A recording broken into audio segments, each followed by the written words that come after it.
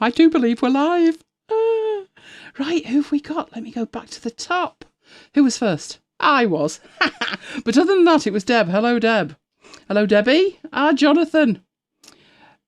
Mike didn't do the Clinton card thing, but I'll show you what happened later. Good evening, Paul. Kim. I've got a picture for Kim as well. Kim will like that one. Although you may already have seen it. Hello, Alex. And Graham. I asked you what you had to eat last week, Graham, but I think you dropped off your twig, like Jonathan normally does. And who else we got? I think Johnny I had his coffee. How much coffee has Johnny I had? It's a work day. Excellent. I am apparently live. It took YouTube a little bit of time tonight to tell me that. I'm also thirsty again. That's not good, is it? But I do have a bottle of water. Well, I've got half a bottle of water. So how the devil is everybody who got Valentine's cards and didn't know who they were from? Can honestly say I didn't. Not even the dog. Just finished the Mum of the MacBites. Oh, I hope you enjoyed it, Graham. We had far too much fun with that. I must admit, at the beginning, it was like, I wonder how long this will be. No, let's just take it and see how long it is. But about 3/4 of the way in, I think we just went silly, didn't we? Oh, it was good. Does that mean flagging a bit? I do hope that means flagging a bit, Jonathan, and not slagging. But there again, you never know. Oh, this is a good start, isn't it? It's like what I wrote earlier. Oh, yes, you were in trouble. I got a Valentine's card once. Did you really? What do you mean once? Before we were going out. Oh, before we were going out, you got a card? I was at school. Oh, bless. Was it from your mummy? I think it was. I think it could have been from mummy. Yeah, no, we didn't do the card thing. No, because we've only have to recycle. No, we didn't do that. But, of course, there's the whole week at MacBites headquarters. So, let me see that you can see my desktop. That would be a start, wouldn't it? Can you see my desktop? Hopefully you can. Which means I can go straight into this. Although the machine's a little bit upset tonight. I don't know why. It just has these moments with itself, doesn't it? What on earth? I'm coming out of that. Only because it's gone mental already. You see, I told you things were going too well. Never trust it. Right, let's have a look. Alex still can't get Alexa to play. It will play every episode except the last. And it seems that Apple Podcasts is only available in the US store. I had that problem, Alex. I had a look into it for you. And there is an easier way to do it. But we have hoops to jump through. So leave that with us for a couple of weeks and we'll see if we can make it work. The way to make it work where you don't have to do anything apart from, say, play MacBites, necessitates us to read through this legal agreement that's about 47 pages long. So I've downloaded it as a PDF and I'm about to embark on that challenge. If we can make that work, then you should just be able to, say, play MacBites. But it's a long, complicated, hideous story for something that you would think would be so simple. But we will get there. We'll get there in the end. Not even a gift to each other from Amazon. No, Neil. Nothing. Well, Mike did, but not a tech toy. I'm saving myself for next month. It has been an interesting week, though. Oh, what's next month? Oh, dear. Mike's just realised I said next month. iPads, Apple event, hopefully. Do you know, I'm going to have to come out of this again. What is going on? I've got 4 slides there that I shouldn't have. I have no idea what's going on. Oh, this does not bode well, does it?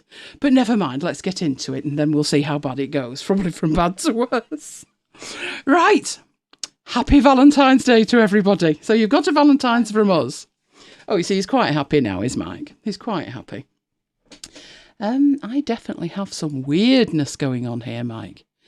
Great ugly swathes of weirdness. Not liking that at all.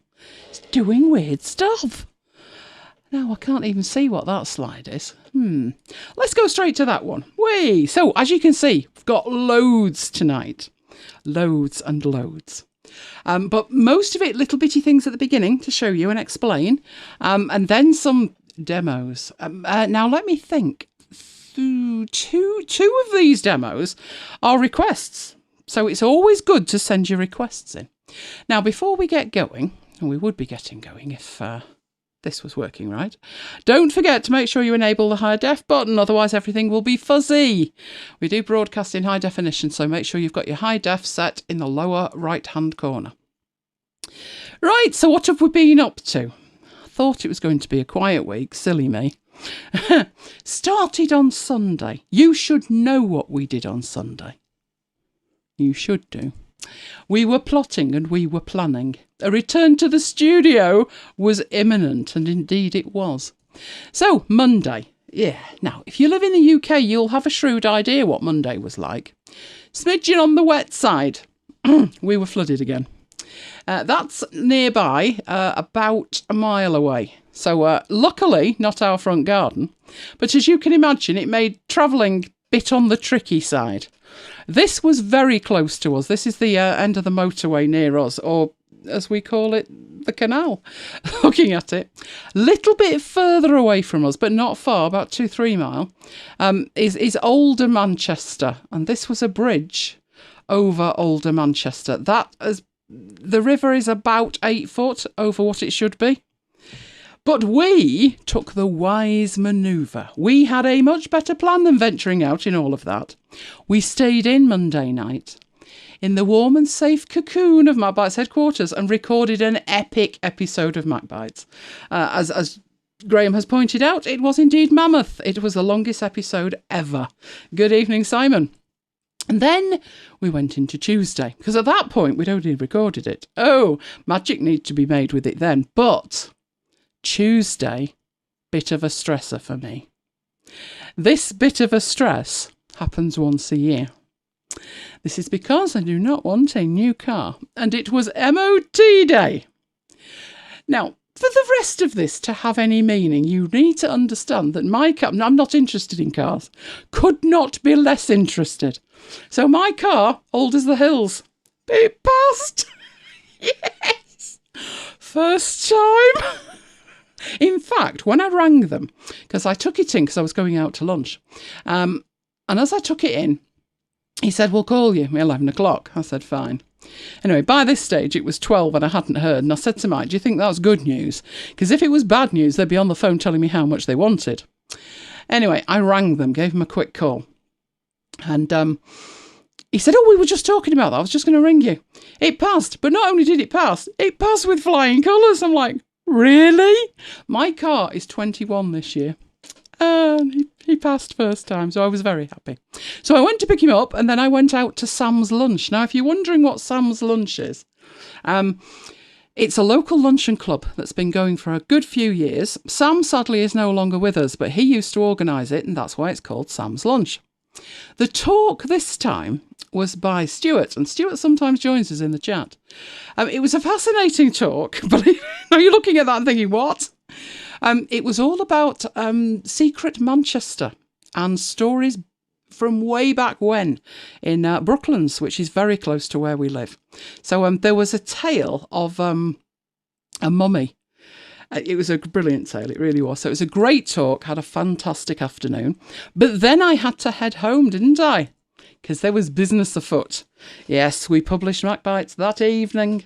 Amazing, actually, considering how long it was. And how many fluffs we made. But we had a good time. We had a very good time. Which takes us to Wednesday. Now, I was greeted on Wednesday by an image that's just perfect. It couldn't be more perfect. Deb sent us that. Just think about it. We talk about affinity. We talk about dental work. And we talk about major accidents as well, and I think that one's got it all. As I said to her in the Slack chat, it's MacBites After Hours in a single image. It had everything. So thank you very much for sending that. I am still smirking about that. Might have to print that out and put it on the wall. Oh, what's going on in the chat here? Oh, 25 years old. Wow. We don't tend to have cars that are anything like that old here because the weather is so bad. Most people don't garage cars anymore. The weather's that bad that they're just rust buckets inside. You wouldn't, what would you say, Mike, about 10? Not much more than 10 years you'd keep a car over here. But I've been diligent with mine. Yes, and we've also been told over a month's worth of rain over the weekend, so won't be venturing out then either, will we? But great image. Thank you very much, Deb. Now, we were on to Tuesday, weren't we? Yes. No, Wednesday. Wednesday wasn't without incident, but then when is it ever here? Storm Ciara hadn't finished with us. There were bins everywhere. So literally, as you looked out, as you tried walking anywhere, the place was just strewn with bins. I mean, that one is pretty bad. And some of those bins were proving to be more problematic than others. Especially for our little princess, who refused to get any closer at all until Daddy had dealt with them. I think the bins took the hint. They were last seen waiting for a bus. Literally at the bus stop. I have no idea how they got there because there isn't even a gateway. But Wednesday was a bit on the windy side. Windy Wednesday. Hello, Poppy. Good to have you with us. Right, we're headed into Thursday. I started to do some work for tonight on Thursday. I'll do some show prep, I thought. How difficult can it be, I thought? More difficult than it should be. Best advice seems to be to move to Spain, which, given the weather, not a bad idea. Yeah, poor Lola, she was not happy. All these bins are all over the place. Do you know, I can't wait till it gets to Christmas. I'm taking her out for a walk at Christmas. Because if there's snow, in fact, we might not have to wait till Christmas for snow, mightn't we? If there's snow, people make snow Daleks in the front garden. She's going to be well phased with those, bless her. Hello, Tracy. Right, on to Friday. And of course, Friday, Valentine's Day. And there you go. He did his duty, didn't you, Mike? My duty. Yes, there were roses. There were roses. You'll notice in the middle of my tech, obviously. They're now adorning a vase outside. So that's because in here is quite warm. But thank you very much. There you go. You see, publicly, thank you very much. Mwah, mwah. He's looking very phased now. Good evening, Paul. Right, so let's get on to our first item of the night, which is Hobbi. A little treat from Facebook, apparently. Who's heard all about this? It's supposed to be, there's an article about it, so I thought, well, I'll give this a go. It says your personal project, but the idea is that you see how you've progressed. Like it says 3 times to get it right, blah, blah, blah. Well, apparently, that's just a rip-off of another app. But I thought, well, never mind. You know, I'll do it anyway. Let's do this thing, I thought. That was the problem. Yes, if you're in the US, you are good to go. If you are anywhere else apart from Spain, apparently, you are not good to go. Are they real? My flowers, they absolutely are. They absolutely are. So while I was thinking, I curse you, Facebook, and all who sail in you, I then took a look at the reviews and realised, according to the reviews, we're not missing much. That's not good. There are 34 ratings, but most of them are bad. I don't get that. I really don't. I would have tried it for you. I would have done the decent thing and tried it for you, but I couldn't. I must admit, I'm not actually big with the other things that what's that other one? Oh my, what's the other one? Not Pinterest. Is it Instagram stories? Or was it Snapchat? Snapchat. All of those other things that are like that, not good with those either. Snapchat. I think it was Snapchat, wasn't it? Snapchat stories. Anyway, didn't get to give it a go. So if you are in the States and you would like to give us a bit of an overview of that, a few tips, etc., you know, what's it like, then please do, because we're not seeing it at all, which reviews could be a blessed relief. I consoled myself. I joined the beta program for NetNewsWire for iOS. This was the one that we talked about on the podcast, where we said it was new, it's open source, free to download, and there would be an iOS version coming. Well, now there is an open beta. So I've got a link for that. It is completely free. All you need is an iOS device and Test Flight, which is free from Apple. Only thing I found with it was, and if anybody knows any different, do let me know. Hello, Stephen. It's syncing that I've got the issue with. The only service it supports at the moment is Feedbin. Who uses Feedbin? Let me know if you use Feedbin. Do you actually use RSS anymore? I do, extensively, but Mike doesn't. So many people don't. That was after Google shut down. They had their Google Feed thing and it went by. So these other services, you have to pay for them. Only, altogether now, a cup of coffee a month. $5. I don't know where they buy their coffee. Clearly not where I get mine. I thought 60 quid a year just to sync some RSS was a bit excessive. I don't know why it can't use iCloud, but it doesn't. So I gave it a go and then promptly went back to where I was before. Who's interested in RSS? If you are, let me know and I'll show you the solution that I've got working that synchronises and everything. But while that was going on, I came to update my iOS device. Who made the mistake of doing that this week as well? Not me. Oh. When do I ever? True, Mike never does that. He never updates his stuff. He really doesn't. He's a naughty boy. I came to update it and saw this and thought, what on earth is that icon? I mean, I can make out the colours to be Google, but who designed that? A 2-year-old with crayons. That's the new icon for Google Maps. I'd much prefer the old one. But worse than that, they've added some features to it. Now, it's not like me, is it? Not to want new features. I was quite happy until I saw them. It's all to celebrate Google Maps turning 15. And it says new look, new features, fabulous. So I installed it. Oh, Jonathan likes RSS. Right, I'll show you what I use, how I use it.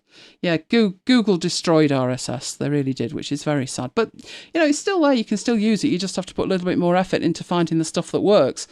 And, of course, it's not cost effective anymore for people to develop RSS readers because who's using them? So, fingers crossed, it'll be there a little while longer. So I installed it. Not only did I get the new icon, didn't like it. Doesn't look like a map. But it said it was going to give me extra features, and I thought, well, all I really need is to get from A to B. Yeah, now I can get A, B, C, D. What on earth? I looked at it and thought, whoa.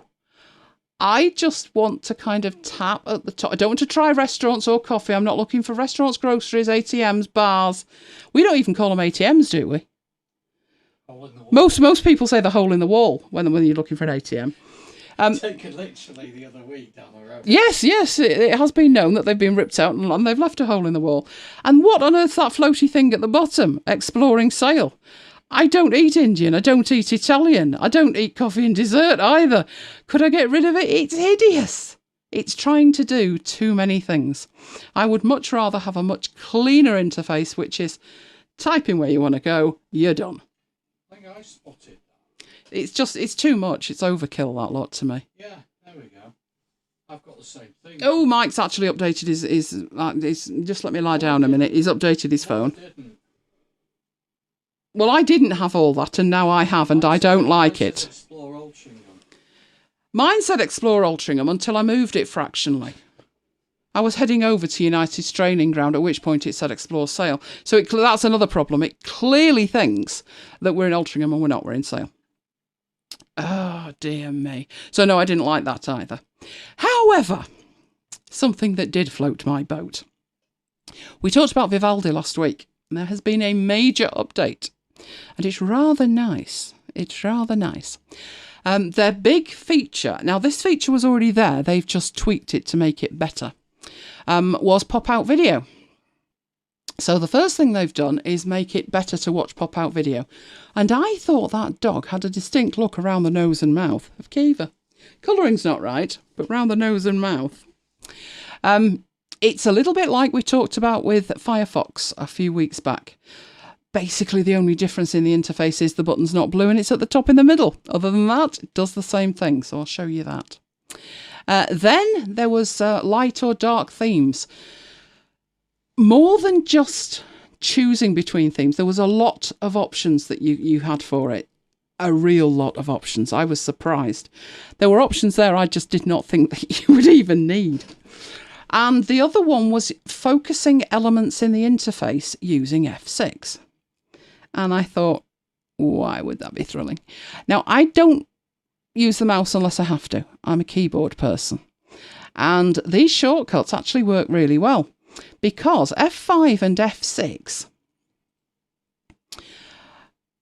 you don't need to hold the function key down to access the functionality of F5 and 6, which I thought, oh, I'll have to hold the function key and that's a nightmare. But no, you don't. So you can actually focus the interface. So basically the differences were the update to the video playing, the theme stuff, which we'll have a look at, and this focusing of the interface. So what you can do is wherever you are, you press F6 and F6 again, and you go through the elements of the interface, and you can use Shift F6 to go backwards, and then Enter when you're in the right place, and you don't have to mouse quite so much. So let's have a look at it. Let's get out and have a look at it. Right, I had Vivaldi somewhere. I did. I'll have to move it because I think it's too big. There we go. Let's bring that back in, and hopefully it's the right size. Awesome. Right. So first thing, video. Need to go to YouTube. Need to go to YouTube. Don't particularly want. Was that one of my videos? No, that was something I watched. Let's go back. So if I can we search for After Hours? Would that work? I wonder. Probably. Oh, there we go. No. We don't want to do that, do we? We don't want to click on that one. But we could. Poorly. Oh, poor Kiva. What's the matter? He's getting better. Good. Right. Let's not watch myself, or that would be terrible. Right. Let's just randomly pick another one. All right. Why are you doing that? Oh, I must have left it like that. Right. So I have a video. Right, there we go. There's the video playing. It's probably making a bit of a racket as well. But there's the video playing, and you get this button at the top. You click the button, and it gives you initially a smaller window. Now, I'm glad I picked this one. There's a reason for that. So what you can do with this window behind now is move it out of the way completely, and you still get this video at the bottom. You can make that bigger, and it floats over everything else. So let's open up Sublime Text. And that video, even when you're in Sublime Text, floats over the top. Is Vivaldi a fresh effort or a fork of something else? It originated from the Opera project, but it's headed off in its own direction since those days. And it's kept very up to date. Did you see the show was it last week we covered it, Mike? The week before? I think it was last week. I went through some of the features that Vivaldi has that no other browser has. And I was loving those, so I've got my Notion stuff in there. This is just a little extra feature that they've given you extra functionality for. Now, because that video, if you look down at the bottom here, you've got a button to pop it back in, so go back to the tab. You can pause it, and you've also got this backward and forward buttons. But don't get excited.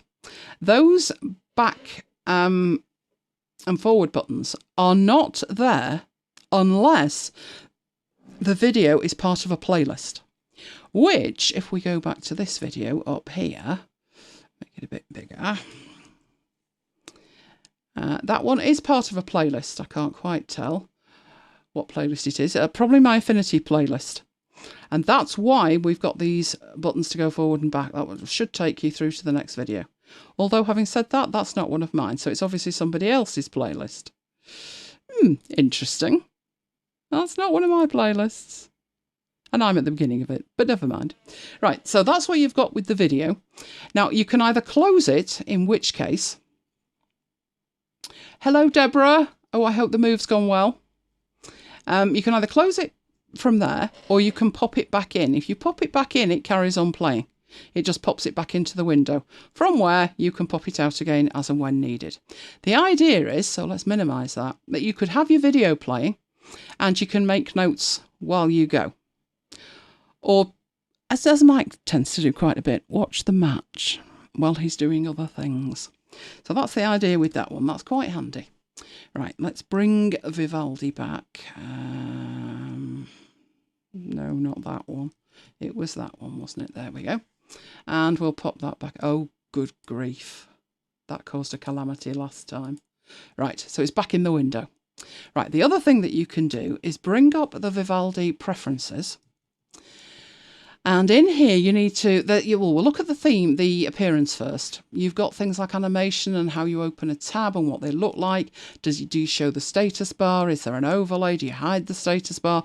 It's got really, really granular level controls. The themes are the new bit, the bit they've improved the most. As you can see, there's a range of themes to choose from. You know I am so not going for the hot pink. It's vile. But there are a whole range of them in there, should you prefer. I actually quite often use the dark theme. That one's quite nice as well. But basically there's a whole range of themes for you. You can add themes and you can edit themes. So make a copy of that one and then edit it. So what you've got down here, change all the colours. We could actually make a MacBites one, couldn't we? We could have an orangey one. Yeah, let's have an orangey theme. There we are. A MacBites theme. And rather than new theme one, we'll have that called MacBites.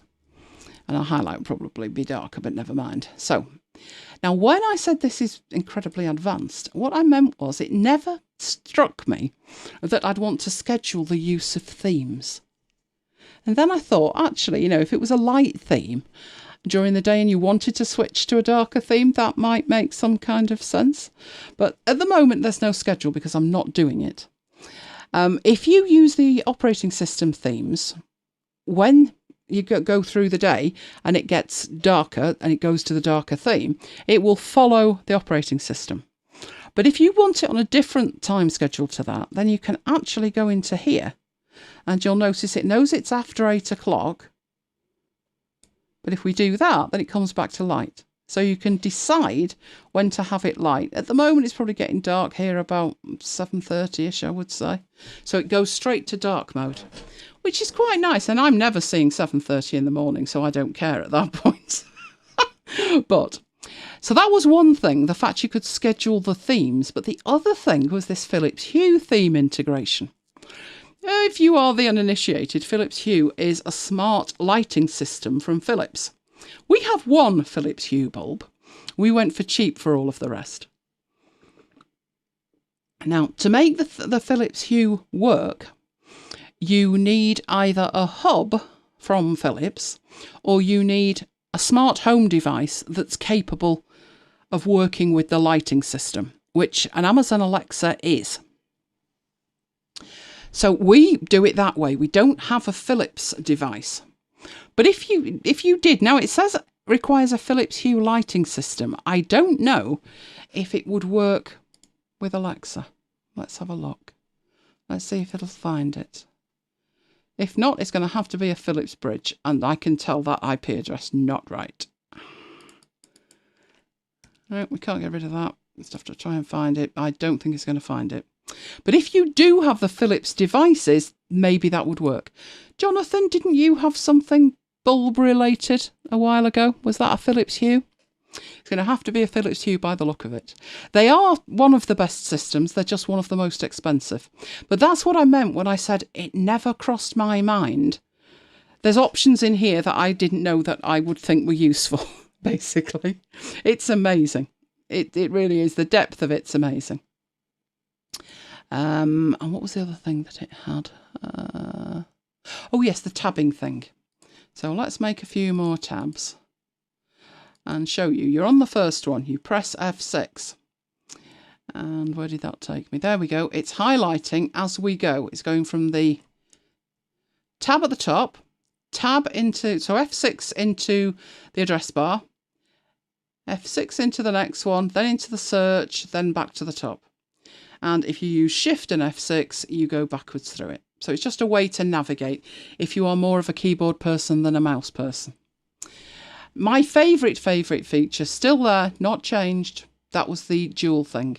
So if I wanted that and I wanted, say, I get to Simple Note.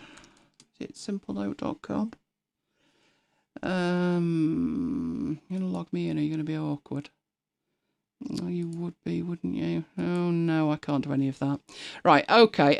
If I had my notes and I was logged in and I had my notes and I had my video and I wanted them side by side, I click the first one, hold the shift key, click the second one, then go down to the bottom, page tiling, and choose to put them side by side. Then I can watch the video and make my notes as I go. You can even move that across so you've got more room to watch the video. That's one of my favourite features of Vivaldi. And it even remembers that. So if you go in and you create other tabs, so let's make some more tabs. When you go back to either of those tabs, it knows that the two of them are hooked up together. They are glued together at the moment. And it will remember that until you tell it otherwise, which I think is a fantastic, fantastic thing. My other favourite feature, of course, was this one over here, where I can just go to Google Keep and load Google Keep in. This was what we did last week in the demo. And if I go back over here, then I've got all three. So I've got my notes, I've got Google Keep, and I've got Premium YouTube. But I can also toggle that on and off from there. So those are my favourite features. They've improved them greatly. So I can close that down now. That way I'm not running too many apps, getting my poor machine giddy. Right, let's go back into there. So Jonathan's got bulbs, but it's dying after 10 years. I bet back then they cost an absolute arm and a leg. Right, the lighting changes to match the browser theme. I'm not sure if it's the browser that changes to match the lighting rather than the other way around, but I just thought it was a bit cool. But you would have to have very specific. Now, there's a possibility with this next story that I might be able to hook it up a different way. You may remember, it was a good while back now, but I did a network upgrade. It was the wireless system that was causing complete havoc. I'll admit, hadn't been updated in a while, but it self-destructed basically, the wireless side of it, which we had on Airport Expresses and Airport Extremes. So I was looking around and I installed a completely new system with it. Which was a Linksys Velop. Now, the only reason I went for the Linksys Velop was I was looking around and I wanted an all-in-one solution. I didn't want to have to go and get different equipment from different manufacturers and then trying to get them all to talk together. When I first installed it, I put in 3 Velops, which technically should be big enough for a 4 to 5 bedroom house. Don't believe it. That's all I'll say. Don't believe it. We now have a total, so that was 3 in the box, for a 4 to 5 bedroom house. We now have a total of 9 in, and now it's actually working perfectly. Touching wood as I speak. It's going to make a difference. It's all right them saying 4 to 5 bedroom house. Ours is probably about the size of a 4 bedroom with quite a large extension on the back. But what causes problems, and we've known about this for years, is in the walls, we have slate. I have no idea why they put slate in the walls, but it causes 2 problems. One, signals don't travel through it as well as they would just brick. And 2, if you ever come to drill into the wall to install like a shelf or a cupboard, make sure you've got like 20 drill bits because it will not go through the slate. What happens is the slate wears the drill bit down and then you need to swap the drill bit and put another one in. I know this from painful experience when my mother decided she wanted 4 bathroom cabinets in the bathroom. 3 days later, do you remember you coming home and finding me flat on my back on the floor underneath the basin in the bathroom saying, "What are you doing?" Don't ask, Mike. Just don't ask. I'm on drill bit number 17, but I'm going to get through this wall. What that means in terms of technology is you could well need more equipment, more nodes than they tell you that you do. They basically show you like that and say, make sure that like the one down there on that cupboard is underneath the one on the 3rd level. I know from experience that's not going to work. We've got one where the network comes into the house, which is by the front door. We've got one directly above it, one slightly to the left of that, one in front of that, one to the right of that, and we've got them laid out. It's called a mesh system. It is pretty much like an MOD bunker, I'm afraid, in terms of signal. The front of the house, fabulous. In fact, I can be halfway to the pub up the road and I can still get a signal. Back garden, no chance. So I've actually got another 3 Velops. So we've actually got 12 Velops in all. I will have a signal in this house. I'm using those as backups at the moment. But we've got 2 outside, I think. We've got 2 in the office. So basically I'm doubling up, and now it starts to work as I would have expected it to work in the first place. Now, the reason I'm telling you this, that's what they look like. They're all very pretty. They do make black ones now, but at the time we went for white. And I covered the entire process on a previous show, but it was all working fabulously. Now they've updated.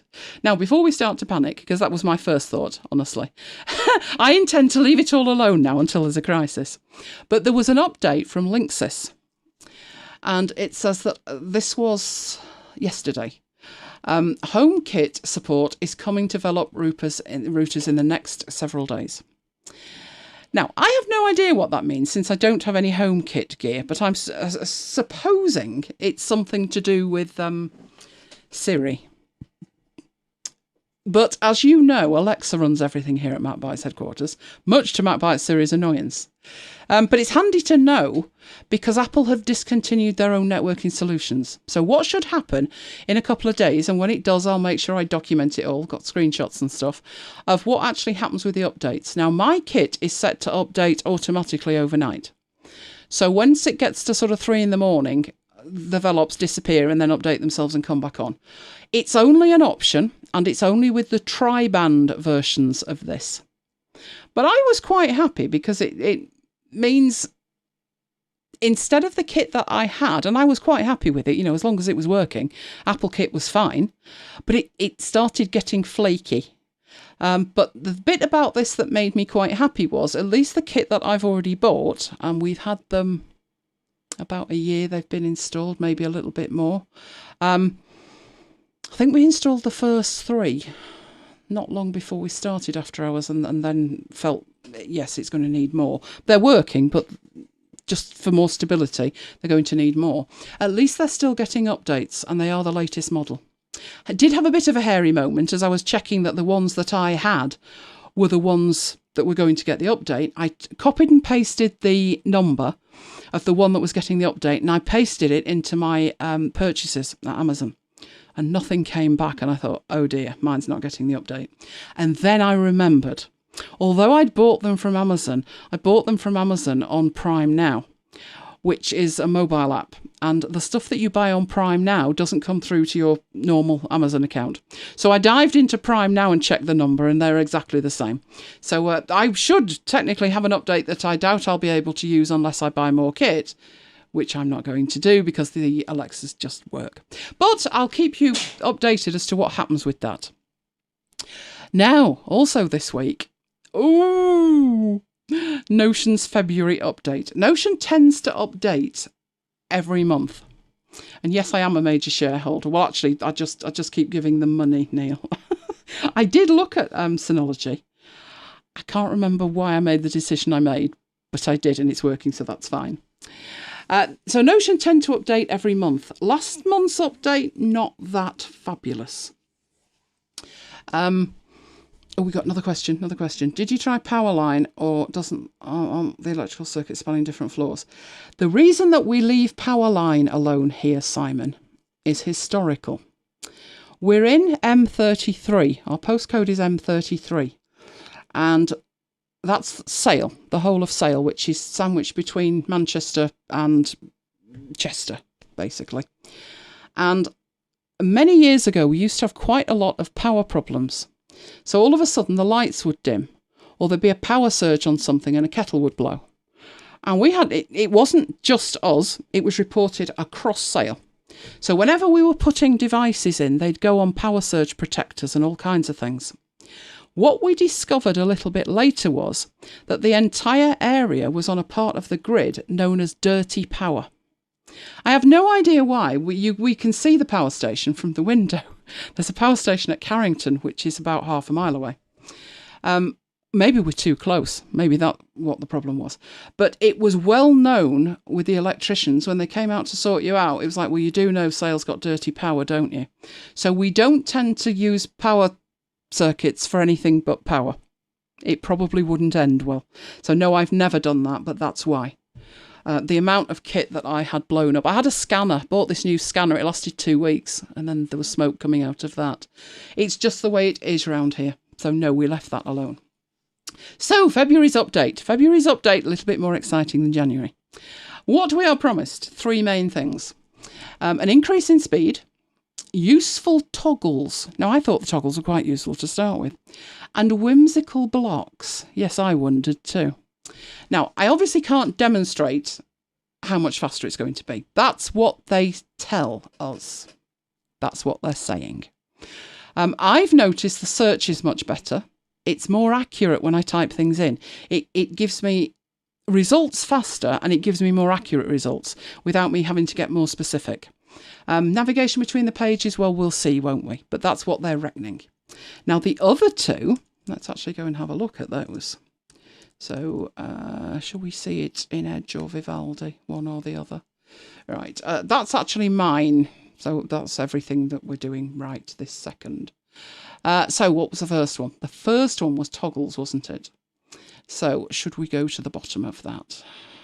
There we go. Let's go to the bottom. Oh, no, because then you'll see everything we're doing this show, and that would never do, would it?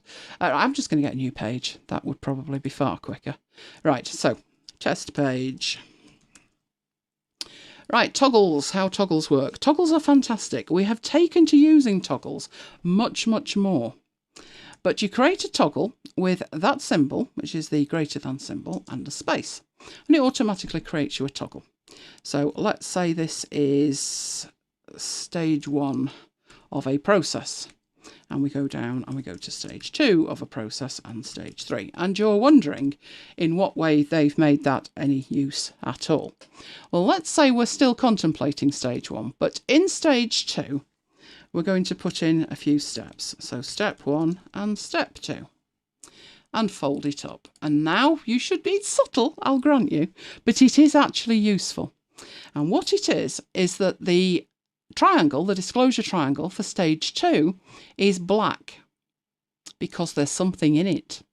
Or looked at another way, the other 2 have no content and now they are grey, dimmed out to tell you there's no content in it. So to save you actually opening it, thinking which one did I have content in or which one am I trying to put content in, you can see it straight from the actual disclosure triangle now.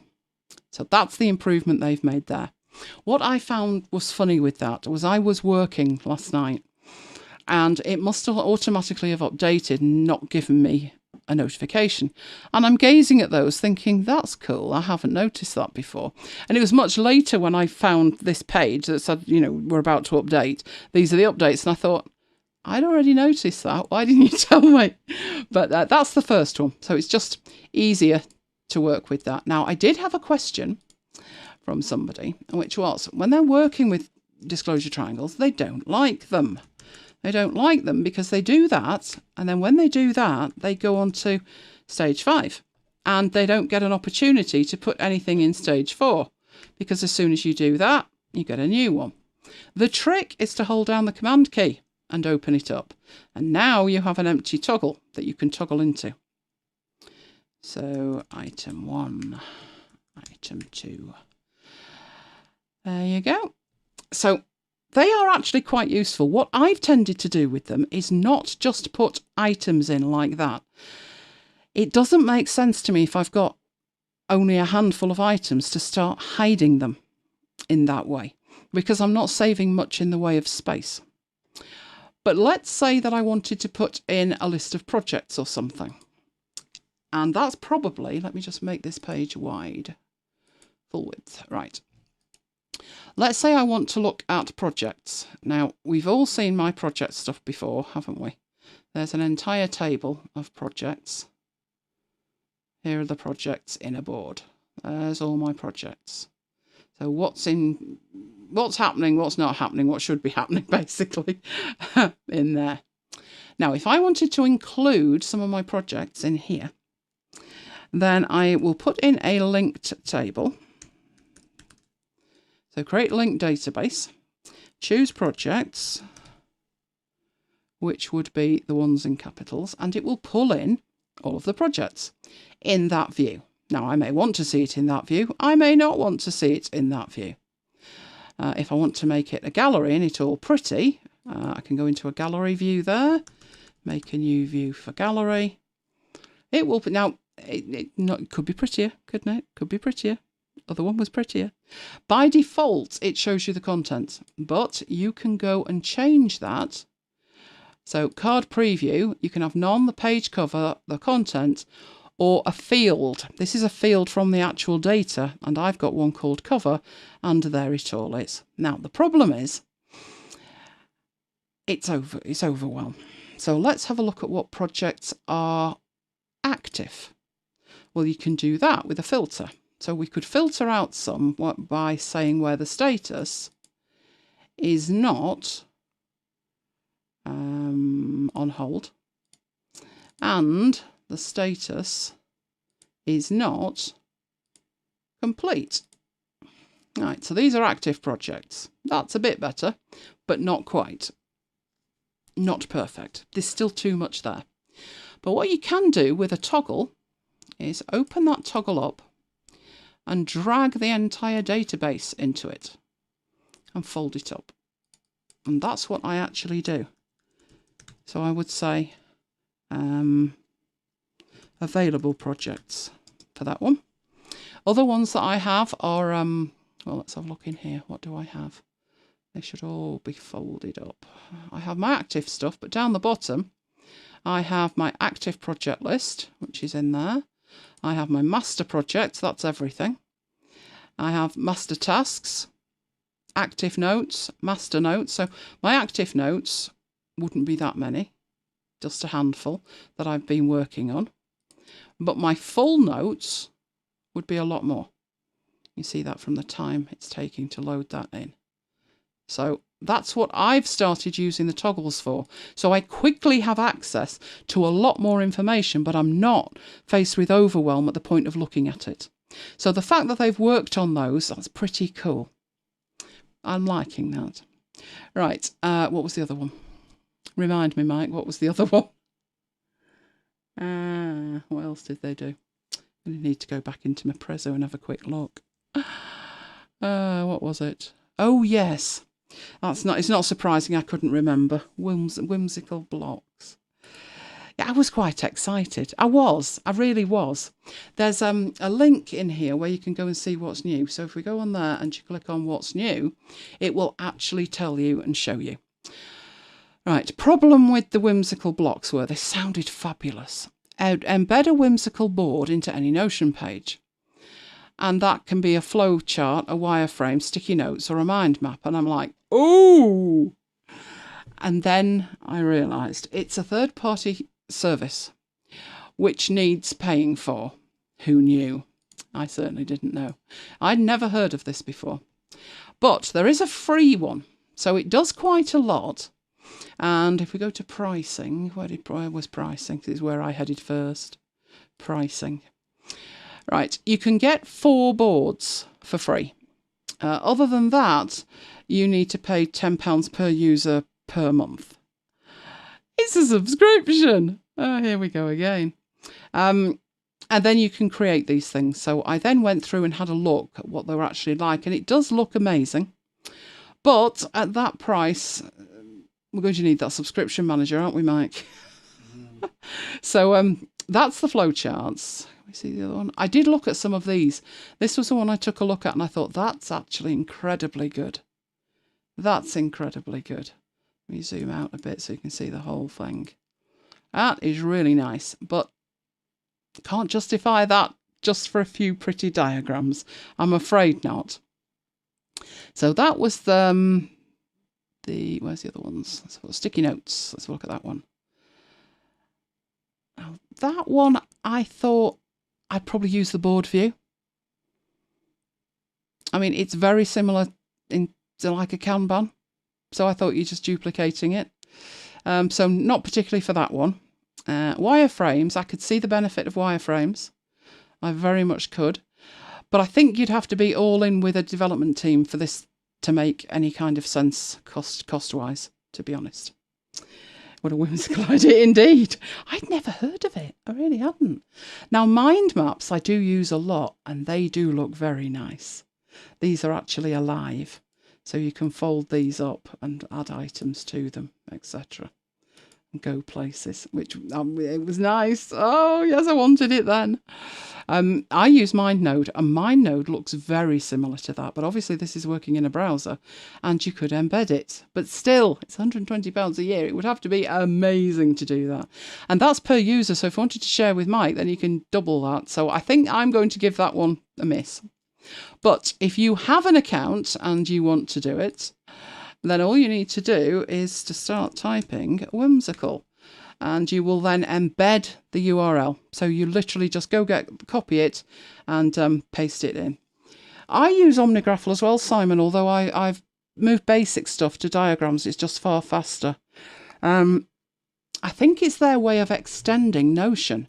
But the problem is when you look at things like ZenKit, ZenKit already includes switching boards and tables into timelines and mind maps.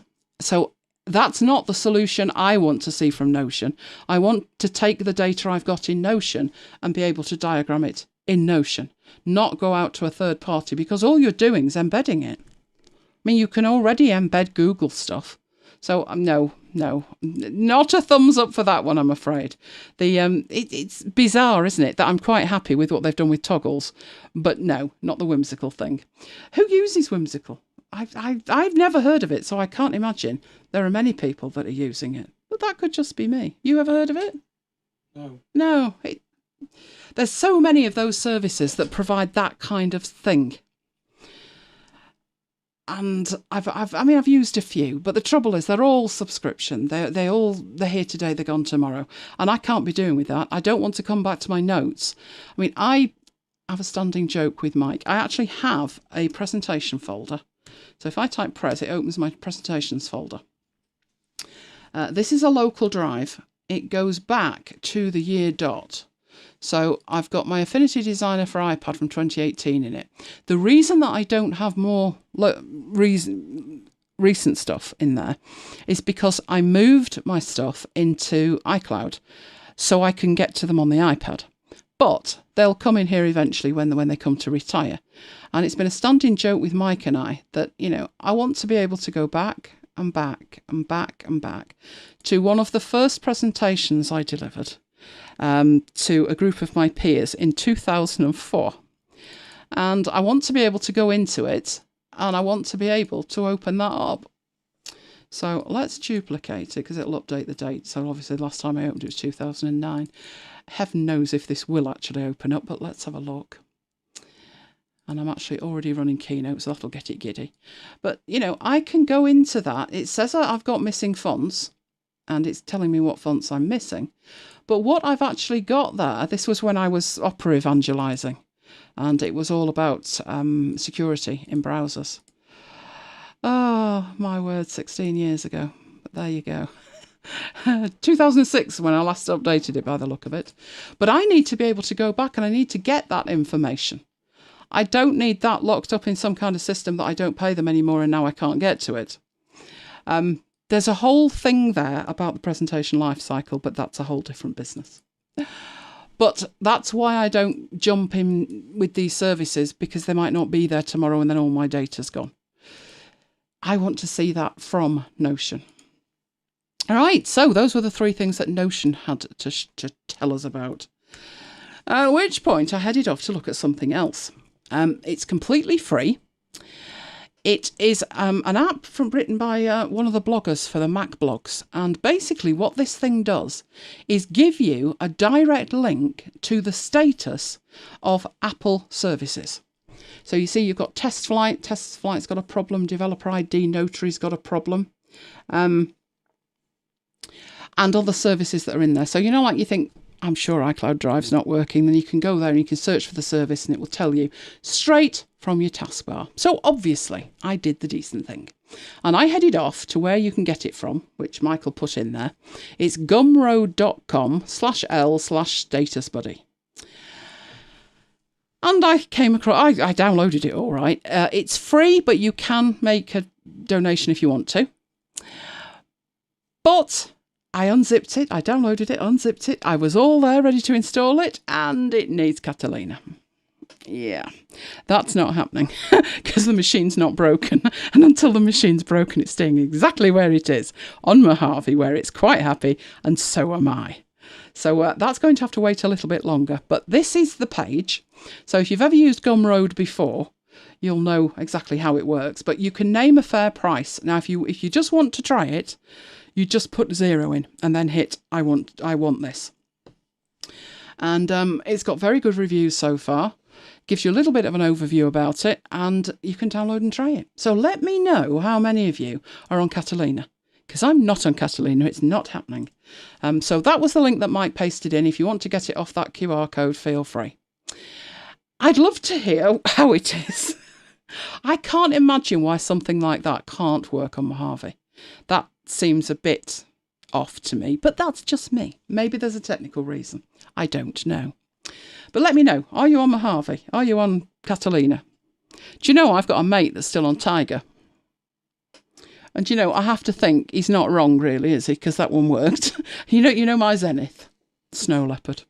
Snow Leopard did just work. Best OS ever. Right, Alfred Workflows. This was one of the requests that we had. Now, we've covered them before, but not these particular workflows. So, we're looking at Alfred 4 for the Mac. Now, Mike's got 3, and I think it would work with that anyway. Alfred is free if you use it as an app launcher. If you want to get clever with it and add things like workflows, then you need to pay for what's called a power pack. Now, we first looked at this in After Hours 27 and After Hours 28. Now, the reason that we're looking at it, we had a conversation a couple of weeks back, and Paul needs to spend money. Paul's using Alfred, but only as a launcher, and needs to know why he would want to pay for workflows. So I'm about to help him spend some money. We're good at that, aren't we, Graham? Oh, quite a few of you on Catalina. Oh, dear. No, I'm not doing it yet. No. I've already lost my scanning software. I lost my scanning software many moons ago. But it's just there's some quirks in the permissions on the applications that I use to record my screen and the applications that I use on it while I'm recording my screen. I can't have those not working. You know, it's often that you update and you do a recording of 2 hours and then find out you don't have a recording at all. Never mind of 2 hours. So I tend to leave it until at least Christmas. But Christmas has been and gone. It could well be next Christmas. Somebody not a million miles away isn't even on High Sierra, is he? Yeah. Are you? This is High Sierra. I thought you were on Sierra. Because you said... 10.13.3. Yeah. High Sierra. Oh, all right then. Oh, that's right. You wanted Mojave, but he left it that long that Catalina was out, so he can't move now. Not unless I give him the installer because he hasn't got one. Yes, I have. There's nothing wrong with Mojave, so I'm staying where I am for the moment. Now, Alfred Workflows. They can put you off by looking to be a tinge on the complicated side. This is one for bookends, from bookends. Yeah, but they don't have to be anything like that complicated to be useful. You don't need to spend money. Paul, you need to spend money. You do. You can do great things with Alfred. Right, so I'm going to look at 3 particular things, which is navigating files and folders. Now, this one I'm going to build from scratch. The other 2 you can get free of charge. You can download them. And the reason I've picked those 2 is they're the 2 that I use repeatedly, many times a day. So in terms of, I've got other workflows that do more than they do, but those are the ones that are there. And once you're used to using them, if you didn't have Alfred, you'd be thinking the OS was broken because it just gets in your head that the OS just does it. No, it doesn't. Alfred does it with workflows. So let's have a look at those. Right, let's head off into it. So we'll get rid of that and we'll look at Alfred. Right, so you go into Alfred here and you have your general and you have all your features, and these are built-in features, some of which you get free of charge, some of which I believe are unlocked with the power pack. But we're actually looking at the workflows at the moment. Now, there's a whole lot of workflows in here. Some of them I use, some of them I don't. Some of them I thought would be amazing, and they're not. They're just things I've tried and like, no, that doesn't really work. But I do use quite a lot. Good evening, Marcus. Now, the one in question is going to be, let me show you what it does first. So let's get rid of that. I activate Alfred and I start typing things. And one of the things that drives me insane is I work across shows. So I could be working on 64, 63. I could be reprocessing 51, couldn't I, Neil? When I finally got round to it. So I'm working across shows. I'm sometimes working on the podcast. Other times I'm working on after hours. Other times I'm working on client work or courses. And I have a need to get to a particular folder quickly. Now, I've got it where I can Command and N. And that will take me to my Google Drive, which is my primary file storage. And up in Google Drive, I have everything that I think I need. But it's not difficult to get to the MacBites stuff. It's in areas and it's there. But it's all a bit samey. And I also have a MacBites folder locally, and I have another one on Dropbox. So you go to Dropbox, it looks mighty similar. That's because I've got Para on it, but in the areas, I have MacBites. So I don't just want it that I'm sitting here thinking, oh, need to get to MacBites, Command and N. Which folder am I looking at? Is that Google Drive? Is it Dropbox? Is it Box? Is it OneDrive? If you think, well, you should know the difference, that's what OneDrive looks like. That's what Box looks like. They are very, very similar. It's very difficult for me to just glance at that and know instantly which one it is. They are all very similar. One thing you can do is put a shortcut in the sidebar. That presupposes you've got this open and you've navigated to the sidebar using your mouse. So I actually found it a whole lot easier to just actually stop and think, where do you want to be? And if I'm editing the podcast, I may need to be in MacBites Dropbox. And that says open the MacBites Dropbox folder. If you look at the icon, it's even got a little Dropbox icon on it. And then I just press enter. And if it had managed to open it up on the right screen, there we go. So I've got my MacBites inbox, I've got my episodes, and I've got my downloads. And if we go to episodes, oh, look at that. There was that's actually the real MacBites. That's it. There it is. Shall I open it so you can see it? That's the real longest ever MacBites. There you go. So there we were. Got all our chapters in it. So February, March, April, May. Got all our sound effects, all our stuff over here. And right at the end, you know the best bit, the bit that's not us. That's in there too. So let's go to that. There's Siri. There's Siri. That's the Siri bit at the end, followed by the credits. So that's on Dropbox, so it's automatically backed up. So I just may have the need to get there quickly, and that's what I want to be able to do from Alfred. So let's go back into Alfred. So if we put in navigation, I've got my MacBites navigation, and I've got 4 things, 4 tiny workflows. So there's no complicated, convoluted hooking up of these. It's just 4 discrete things that this can actually do. Now what I'm going to do is rebuild this. You'll notice it looks like there's 3 different ways that works. Because this one says launch apps and files, this one says run a script, that one says run a script, and that one's got a different icon on it entirely. So what I'm going to do is disable that. So if I now try to get to MacBites on Google Drive, nothing there, it's disabled. If that was enabled, and I did exactly the same thing, it has the icon and it tells you what it's going to do. So when you enable and disable, it's straight away. Right, so I'm going to create a completely new workflow here that's blank. I'm going to give it a name. Right, so MacBites, and we'll make sure we know it's a demo. In fact, we'll put navigation, MacBites, and we know what it is. Right, you can put a description in if you want, but bear in mind what you're doing here is for the entire workflow. So description could be quick navigation for MacBites folders. You can put a bundle ID in, which should be unique. You can put created by, and you can put your website in if you wanted to.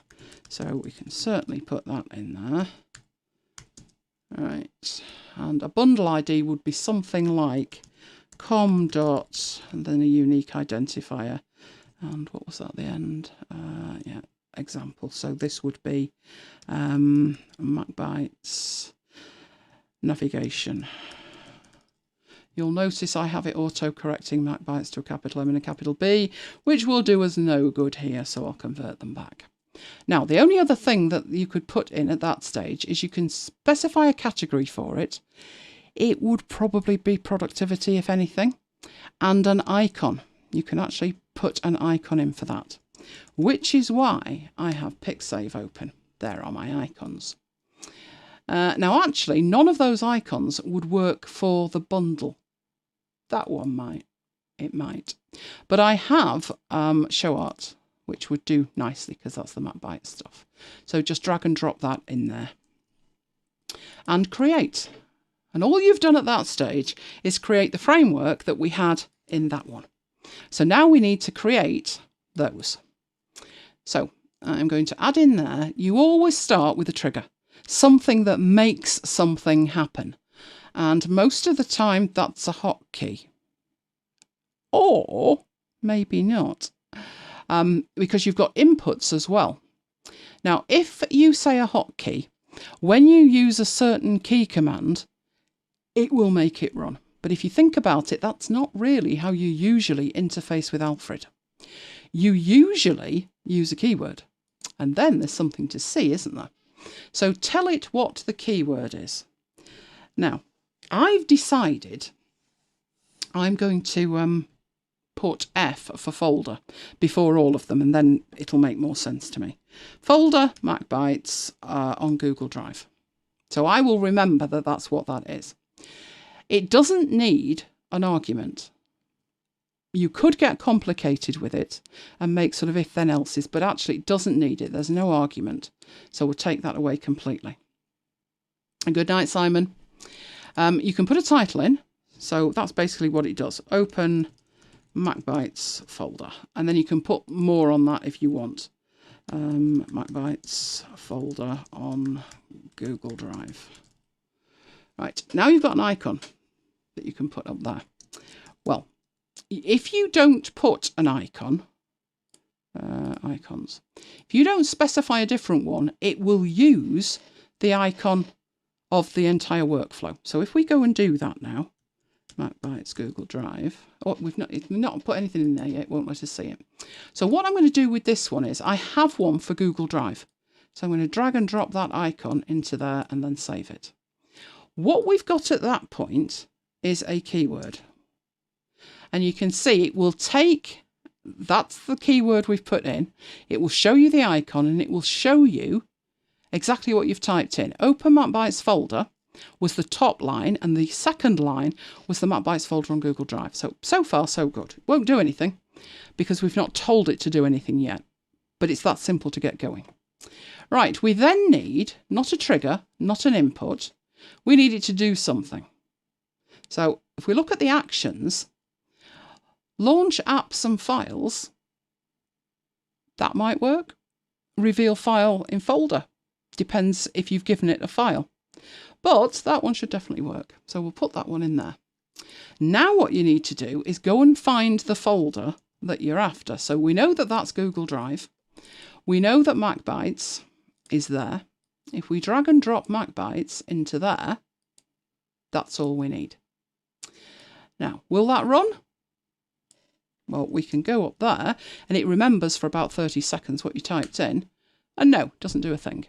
It doesn't do a thing because at the moment, these two are two blocks and they don't know about each other. But it's Valentine's Day, so let's hook them up together.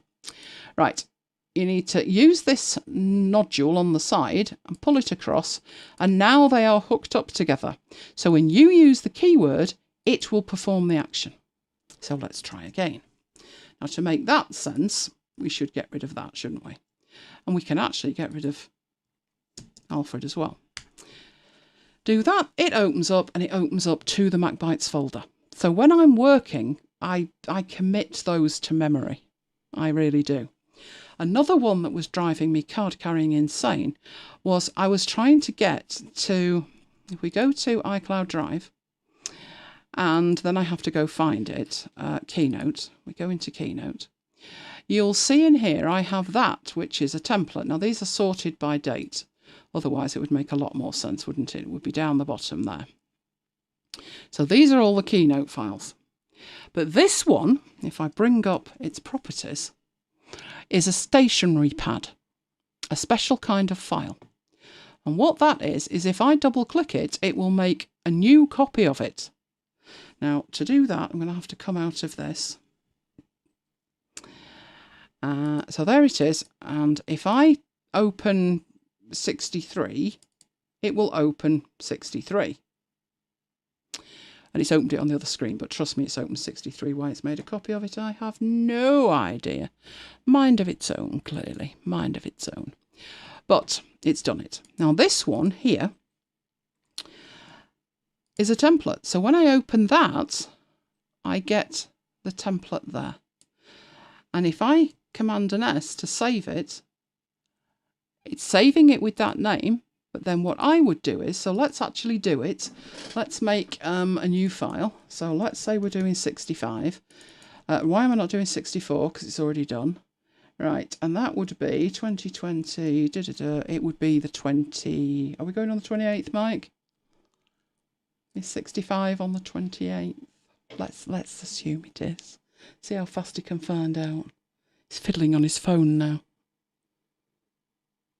Look at him. Why don't you just look on the screen?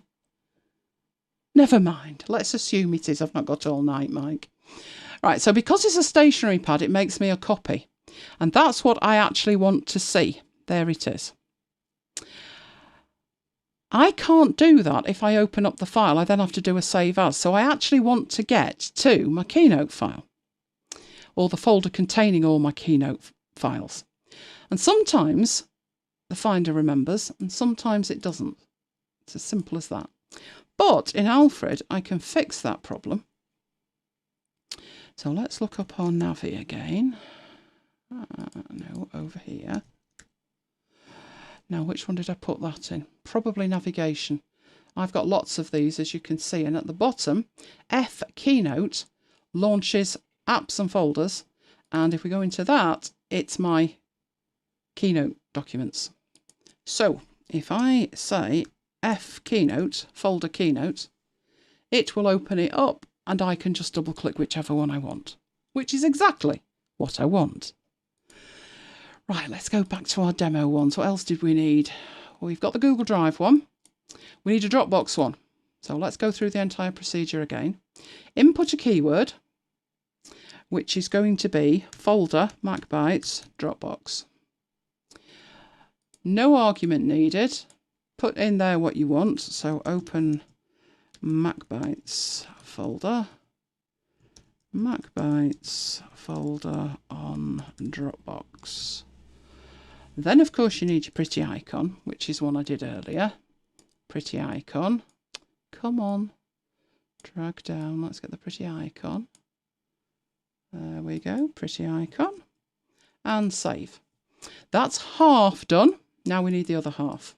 So what we need there is to launch apps and files. Which ones? Go and find them. So we need to go to Dropbox, which is in here. Not projects. MacBites is an area. Once you can see it, drag it and drop it and save. One more thing to do, which is to hook the two of them up like that. So they are talking to each other. And then try it. Folder, MacBites, Dropbox. And in it goes. Now, if I wanted that to go even more granular, so maybe see the episodes, like that's that episode, but obviously the next one will be 125, then I could just change the folder it was going to. In fact, I could open that up and drag the episodes in and save it and do it again. and it will open up two. Sadly, not in tabs, but it will open up them both. So you can do more than one with it if you want to. And then it's just rinse and repeat as many times as you want. I've got 4 in there. I've got a local one that opens up the MacBites hard drive. And the other one was my after hours folder on Google Drive. So after hours Google Drive. Hang on, no, I disabled it, didn't I? Would be a good idea if I enabled it. Right, after hours Google Drive. Still not doing it. Come on. That's because I'm not spelling things right. After hours Google Drive. There we go. And it opens up everything in the MacBites After Hours folder. So all of the mails we send, the demo files, posters, you name it, it's in there. Right, so that's the first thing that it can do. That one I've used as an example of what you can build relatively straightforwardly that's incredibly useful. I use it a million times a day. Right, question. Ooh, if you change the location of the file, will Alfred find it or do you need to set it up again? I've needed to set it up again, Kim, but that's probably because it's on an external drive. If it was an internal drive, you might not need to. But it's good practice to go in and update it anyway, because if you don't, and then you want to change it, you'll come back in and think, well, that's not there, what's going on? So I would always update it anyway. Right, can the nodules be used across workflows? So can you create the MacBites folder to open once and use it as a step in multiple workflows? I do believe you can. Yes, if you wanted to include something, that's why on that other one, it looked incredibly complicated. So let's get that back and show you that. Oh no, we're going the wrong way. Up, up, up. Up. That one. Some of those are used multiple times. You've got multiple things going to them. If you actually go up one more, all of these here running with different key commands as well, and some of them are doing multiple things. So yes, you should be able to do that. Right, so let's get on to the other one then. Now, I'll show you first of all what it actually does. This is one of my favourites. This is one of my favourites. Right, I should probably make the font bigger, shouldn't I? This is complicated to make the font bigger in here. That one should do it. Shall we make it 40 and see if it can cope?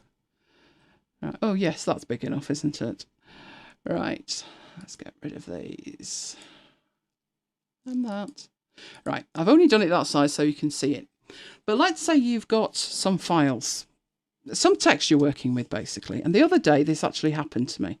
I'm typing away and I do this. And I'm busy looking somewhere else, and then I look up and think, oh, for crying out loud. And I've got like 3 paragraphs in uppercase. Now, obviously, I can go back and I can retype it, but who wants to do that? Right, what I can actually do with this is select it. And with it selected, I'm going to use a shortcut key. So I deploy a shortcut key, and look what it does. That's interesting. I do hope this is going to work. Right, it's a case conversion thing, which will let me... Actually, that's strange. I think it's doing weird stuff, but never mind. Let's see if it will work. No, it's not. I wonder why. Okay, I updated this just before we started. I really shouldn't do that. Right, let me do that again. The quick brown fox. No, not brown fox. Right, what I normally do is I copy it. Or I instigate this shortcut key. Right, let's try the shortcut key. Don't let me down now. This is a good demo when it works. Right, there we go. That's better. Right. So I've used the shortcut key and it has automatically passed that into Alfred. And it's now letting me do one of 6 things with it. One will convert it to lowercase. The second one is uppercase, which it already is. So no real need to do that. Then we've got camel case, or what they're calling title case. There's one where it will remove all the spaces. Another where it will replace the spaces with dashes, and another where it will use underscores. So that's really useful if you've typed in a file name and then realised that you wanted dashes or underscores in it. Well, let's say we just wanted it camel case, title case. It's as simple as that to do it. I actually really love that one. I use that quite a lot. Now, if you've got your text, so let's undo it. All right, if you've got your text, you can go into Alfred and you can actually type case and then choose it. So let's do that one down there and it will replace it. So you don't even, I wonder what it could do. Let's have a look. Oh, I wondered if it could take out the dashes, but no, it can't take out the dashes. But hey, it's pretty good. It can put them in there. So let's undo that and do a different one. And we'll do it with case. So we will put in, ooh, that one is probably what I would use for files. It does one thing and it does it very well. And once you get into the fact that that is there on your system, you just use it. You don't have to think about it, you just use it. It becomes second nature. Now, let's have a look behind the scenes of that, which is case. And it's this one. And I actually didn't write this, I just downloaded it. So that's the shortcut key that I've got allocated to it, which is all of the modifiers plus C. And it passes it in, and then based on what you've selected, it will then copy it to the clipboard and then put it back in for you. You don't have to think about it. Simple as that. You'll notice I've got a couple of others that do similar things like that I've been playing around with, but that's the one I tend to use the most. I have another way to handle plain text. That's why I don't use it that much. But Mike will find the link that I have put in there for that. He's now frantically scrambling around. That is something you can download completely free of charge, and there's an entire page telling you how it works and all that it can do. So that's one thing. Now, another thing that I do, and I do quite a lot. Let's see if we can go into there and actually find a note. I'm going to try and open a note in a separate window. Something. Did I put books? I thought it was books. Hang on, let me try and find this. Oh, I bet it was under F for free books. Yeah, quite right. There it is. But now I've got two things, so give me 1 second. Right. That is something that I put in today into our Slack channel. So there is a free book today. Right, it's a book about learning. And I know we have people from the UK, the US, Australia and Spain. So I tend to put in the links for those 4 stores. The top link is a link that I can copy from the English store and it's automatically shrunk it for me. But the links for the other ones, so these, the US, Australia and Spain, are longer links. So if I turn on link mode in drafts and we open one up, let's go to the US one and actually have a look at that. That is the link, this hideous thing up here, that I need to paste in. And I don't want to have to paste that in. It's far too long. So let's put it in here so you can see it. Come out of link mode. Right, that is what that would look like. Now, I know and you know that you don't even need all of this. This is just referral stuff. So we can get rid of that, but it's still longer than the other one. But I've copied that and it's on the clipboard. So I just deleted that, right? But I've copied it and it's on the clipboard. If I go into Alfred and I type shorten, so I'll actually put shortening so it only comes up with one. Shorten the URL on the clipboard with bit.ly. And it says it puts it on the clipboard again when it's done. Okay, let's try that. And it's done it. So when I paste, it pastes in the link for the US store. In fact, you can see what it's done. It knows that I've already shortened that one and it's using the same one there. But if I wanted to go and find something else like the Notion thing, the Notion what's new, and do exactly the same with it. So I'll put that under there. Shorten, paste. It automatically generates me a short link. Now, to do that, it's using bit.ly. Bit.ly is a URL shortener. I've got an account with them, and I've registered my domain, egiles.me, to be the shortener that I want it to use. And then it tags on a random thing at the end. But even though I've done that, I would probably hardly ever use it, because I'd have to copy the URL, and then I'd have to go to Bitly, and then I'd have to log in, and then I'd need my username and password, and then I'd need to paste it in, and then I need to click a button, and then when it's finished about it, I've got to copy it, and then I've forgotten what I was doing in the first place. But it enabled me today to very quickly generate 3 short links from 3 longer links and just paste them in. So those 3 workflows I use all the time. Absolutely all the time. There is another link for that one that Mike will put in there for you. In fact, I'm just thinking whether I can go and actually have a look at it as well. Can I show you that? I don't think I put them in there. That's not clever. Oh, Kim can't get the Alfred link to work. Which one was that? Is that the GitHub one for Alfred? Yeah. It's got a weird thing on it. Can you shorten it? Would that work? Right, let me have a look, because I haven't. So I'm going to go and get the links for this show. Tell me this is this show. No, that's the next show. Probably on here, maybe somewhere else. Have you got the right one? I'm sure it worked, because I tried it. Yeah, what's happening is it's got an extension of Alfred Workflow. Well, it shouldn't have a %20 in it. I copied it out of a browser. It's obviously... It's got a %20 in the browser. It's doing something weird. Okay, great. It's working now. It's because it's got a weird extension, I would have thought. Like, I mean, there can't be a space in it, can there? Is there a space in the URL? Yeah. How weird. Well, it's changed to a %20. As long as it's working now, that's all that matters. So... that was just 3 workflows that you could use. And the thing is, the ones that you think, oh, it's worth me spending money on that because I'll use them all the time, are probably the ones you actually won't. The navigating files and folders, if I find myself doing a project and constantly going in and out of about 3 folders, then I will make shortcuts for those while I'm working on it, and then I may change them when I move on to the next project. The convert case I use all the time. I mean, you'll have it with you'll catch your caps lock and then think, ugh.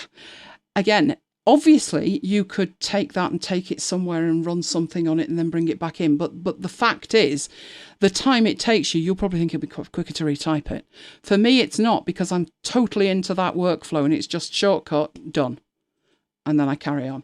And the shortening URLs is just something that I take for granted now, that I have the ability. You'll notice I don't call the workflow Bitly or shorten with Bitly or anything like that. I just call it shorten. And the reason for that is that's in my brain now.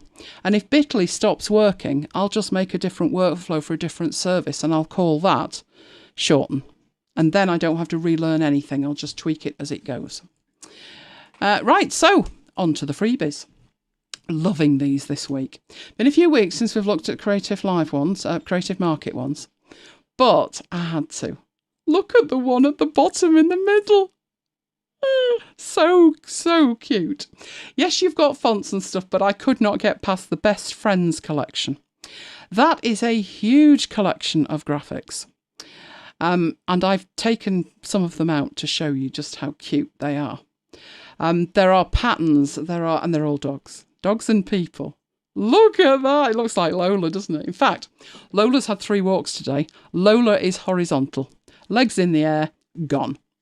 But that does look just like Lola. There's patterns as well. So it's not all dogs. There's some background patterns. Then there's some patterns and social media shaped graphics to use. Loving the butterfly. Absolutely loving all of those. So it's a huge collection of graphics, that one. The quality of which can be printed out full size, as you see. Don't miss that one. I'm hoping Kim's heading off right now. So there's the shortcut that you will need for that. Now, I've got another 3 for which you will need an account, but I'm pretty sure we've all got accounts for that because we've looked at them before, which is Envato have got 3 freebies for Valentine's weekend. That one looks a bit odd to me. It freaked me out a bit, but it's there and it's free. So it's free until the 22nd of February, as you can see. Links are coming through to the chat right now. There is a beautiful ambient romantic thing as well. But the one I thought was most useful was actually this one, the retro slideshow. I actually thought that, I like slideshows. I like tearing them apart and seeing how they're all put together. So I'm thinking that one, incredibly useful. So there's your freebies. Right, I'm now about to hand over to Mike, but I've got to give him 30 seconds, obviously, because he's usually copying and pasting like a demon. So, well, I will elegantly pass over to you when I can see my control room. Right, there you go.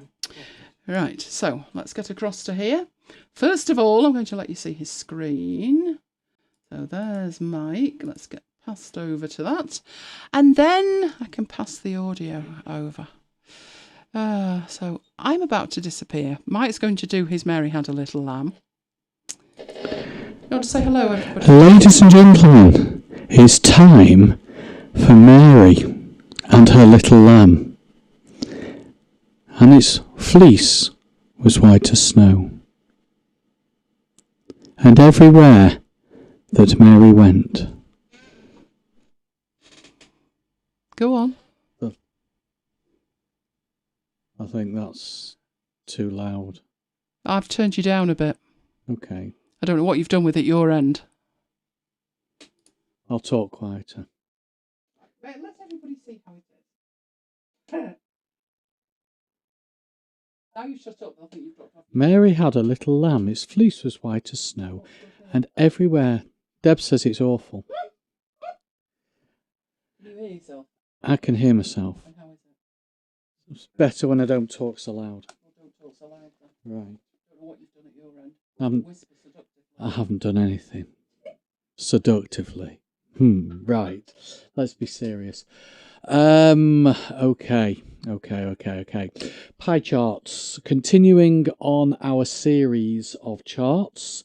Last week we did column charts. And today we are doing pie charts. And I have done your trick. Yes, I have failed to press record. I haven't done that for a long time. So, should we start it again? Okay. Yeah, pie charts. Last week we did bar charts. Today we're going to look at pie charts. And as I said a couple of weeks ago, pie charts are best when you've only got a small number of items. Otherwise, the chart looks horrendous. If you remember that psychedelic apple chart, pie chart that I showed you of the Apple share prices from the last 90 days, you couldn't make sense of it if you've got 90 slices. So I've kept it really simple. We have gone out and we have asked just over 1,000 people what is their favourite drink. And the top 3 answers came back: tea, coffee and wine. And what I want to do is I want to represent that data graphically as a pie chart. So the first thing I will do is I will select the data that I want to include in the chart. So that is the 3 headings and the numbers. Theoretically, I don't actually have to include the headings if I don't want those to appear on the chart. So I could just include those numbers, but I do want to include those on the chart, those headings. So I will select them, click on Insert, and then go over to the pie chart section. And you can see that I've got a 2-dimensional pie chart, which is what I'm going to go with. There is something called a pie on pie. If I hover over it, it gives you a preview. And typically that's where you might have, for example, an other. And then you want to show that other broken down. And there's a bar of pie. So that's again where you've got other or just a piece. A piece, it doesn't have to be other, but then it shows you a breakdown of that piece. You've also got 3D pies. I might actually show you 3D pie, even though I did say a couple of weeks ago that they're not ideal. And you've got a donut chart, which is a pie that's not filled in. I guess that could also be known as a bagel chart. But no, officially it's called a donut chart. But I want a two-dimensional pie chart for this one. So that's what I'll select. And it creates the chart for me. Now that's the default settings. You can change the colors. You can change the angle of the first slice. So at the moment, I'm guessing the blue one is T. Yes, it is, just by hovering over it. So the first slice starts at 12 o'clock, if you like, but you can change that. But the first thing I'll do is just move it and resize it. I think I probably mentioned this last week, but whenever I do a chart, I tend to turn off the spreadsheet grid lines just so it looks a little bit neater. The first thing I want to do is I want to link the title to A1 instead of over typing the title with my own text. So I'll click onto the title placeholder, click into the formula bar, type an equals, and click A1. I'm pretty sure I showed you that last week, but there's nothing like a little refresher, is there? There you go. And if I want to change the font and the size, I can do that as well. So let's make that bigger and even drag it over towards the left-hand side. Next thing I'm going to do is delete the legend. The legend or key is down at the bottom, and you're thinking, why would I delete the legend? I'm going to represent the different slices in a different way shortly. So I'll just click on the legend and press the delete key. The other way you can remove the legend is to click on the green plus and take the tick out of the legend box. So a couple of ways of doing that. And then I want to add data labels. Data labels are labels, they're not necessarily headings. You can actually be quite flexible, but they're headings of a sort that live against each slice. They could live on the inside of the slice, they could live on the outside of the slice. You get the choice.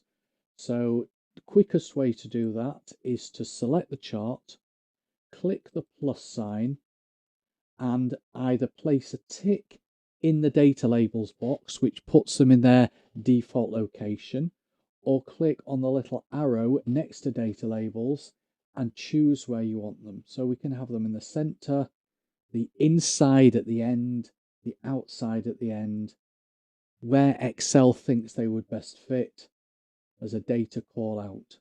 But you also have more options. So what I'm going to do is I'm going to have them on the outside end, but with that menu still displayed, I'm going to click on more options. And one of the things that I can do is I can choose exactly what I want to see as those data labels. You can see it's defaulted to the value, so it's picked up the number from column B. Now, in this case, I don't want to see the value because I can see the value in the spreadsheet, assuming that I'm not going to hide column B and assuming I'm not going to move this onto a different sheet or cut and paste it into PowerPoint or something. If I did want to keep the value, I keep that box ticked, but I'm going to tick percentage. So it shows us the actual percentages. It's worked each of those numbers out as a percentage of the total and displayed them on there. But I'll also have the category name. So the category name, it's pulled from column A and the percentage it's calculated. I don't really want to see leader lines. They are lines that go from the label to the slice. I'm guessing they were white and therefore they're not showing up. But for the separator, it actually is, although it says use a comma, it's actually put it on a separate line. And I'm not sure why. Maybe it's the size of it. But I'm going to choose new line. So the thing I do like about this, there we go. Had a problem clicking the drop down. What I do like about this is that it gives you various options. There you go. So you've got coffee, semicolon, 27%, or you can have a full stop, but I want a new line. So it puts the category and the percentage on a separate line. If I do go and tick value, that's what we get. Again, I can make those bigger. So let's make all of those bigger. Let's make them about 12 points. Let's make them bold. And we can also change the text color like that. I want to change the background of the whole chart. First of all, though, I'll just close down this format shape box. If I want to change the background color of the chart, then select the chart itself and go up to Format, Shape, Fill, and choose the color that you want. I'll keep it a quite light color. There we go, that'll do. I also want to remove the border. You can see that there's a white border on the outside, but there's also a border on the inside of each slice. So if I just click on the entire chart, the entire circle, and then right click somewhere on that chart, go to Format Data Series. That opens up the Data Series panel. Go to the first icon, which is Fill and Line. Open up the border section and change it to No Line. And if I then close that panel down and just click away, I have removed the lines, cleared the lines. Okay, next thing to do is to change those colors to images. So I have got some images. I've got a picture of some coffee beans, a picture of some tea bags, and a picture of some wine glasses with wine in them. They all came from Pixabay, by the way, pixabay.com. I'm sure we've talked about that in the past as a source of free images. Okay, so to do that, I will click, I'll do tea first of all, so I'll click on the tea slice. Now, if you look closely, it's actually selected all three slices. So it's put little markers against the tea slice, but it's also put little marker against the coffee and a little marker there against the wine. It's difficult to tell with it being a circle. That one there, for example, is that one part of coffee or part of wine? Is that one part of tea or part of wine? It doesn't really matter because it has selected all of them. So what I'll just select those again, that's better. What I'll do is I will then do a second click on just the tea. And that has selected just that item. Now, if I do a right click on the blue slice, I get Format Data Point. I don't get Format Data Series. And that tells us that I have just got a single data point selected. So a data point is a single slice in a pie chart, a single bar in a bar chart, and so on. So I'll do Format Data Point, brings up the Data Point dialog box. Go to the Fill section, close up the border. So I'm not interested in that. Open up the fill and choose picture or text fill, texture fill. Then for the picture, click on Insert and go and find the picture that I want to use, which is that one there. There we go. So that's inserted that. Do the same thing with coffee. Select the coffee slice and then go and choose picture, insert, go and find the coffee. And for the wine, select that and do exactly the same thing. Oops. Yeah, it remembers the last one you used. That's why it's automatically filled that in with coffee. So as soon as you select picture, it remembers what you last used. So I need to then go and insert the wine. And there we go. And that doesn't look bad. I think it looks better than the colours. Other things you can do with the chart, if you select the whole chart and then right click on one of the slices. Oh, I haven't got the whole chart selected there, because what I need to have when I right click is format data series, not format data point. You can change the angle of the first slice. See what happens? As I change this, it changes where the first slice appears. You can also explode a slice. I don't particularly like the explosion because it makes each slice smaller. Unless you did it at a really small number, like 5% or something like that. Then it looks okay. It just helps you differentiate the pieces. Okay, so that is the first demo. I'm going to go on and do a second demo. Again, using the same data, but although the same data, I've actually changed these numbers. Now, that wine there shouldn't be 400. That wine should be 600. Okay, so what this is showing us, again, is we've interviewed some people. We've asked them what their favourite drink is, and we've also categorised the drink into hot and cold. And I've created a couple of formulas here which combine the word hot or cold from here with the total for hot and the total for cold. So it's just combining the text from column A with a sum if function, just to add up all the figures in column B for the hots and the figures in column B for the colds. But the first thing I want to do is just create a normal pie chart. I'll just do a normal pie chart like that, make it bigger.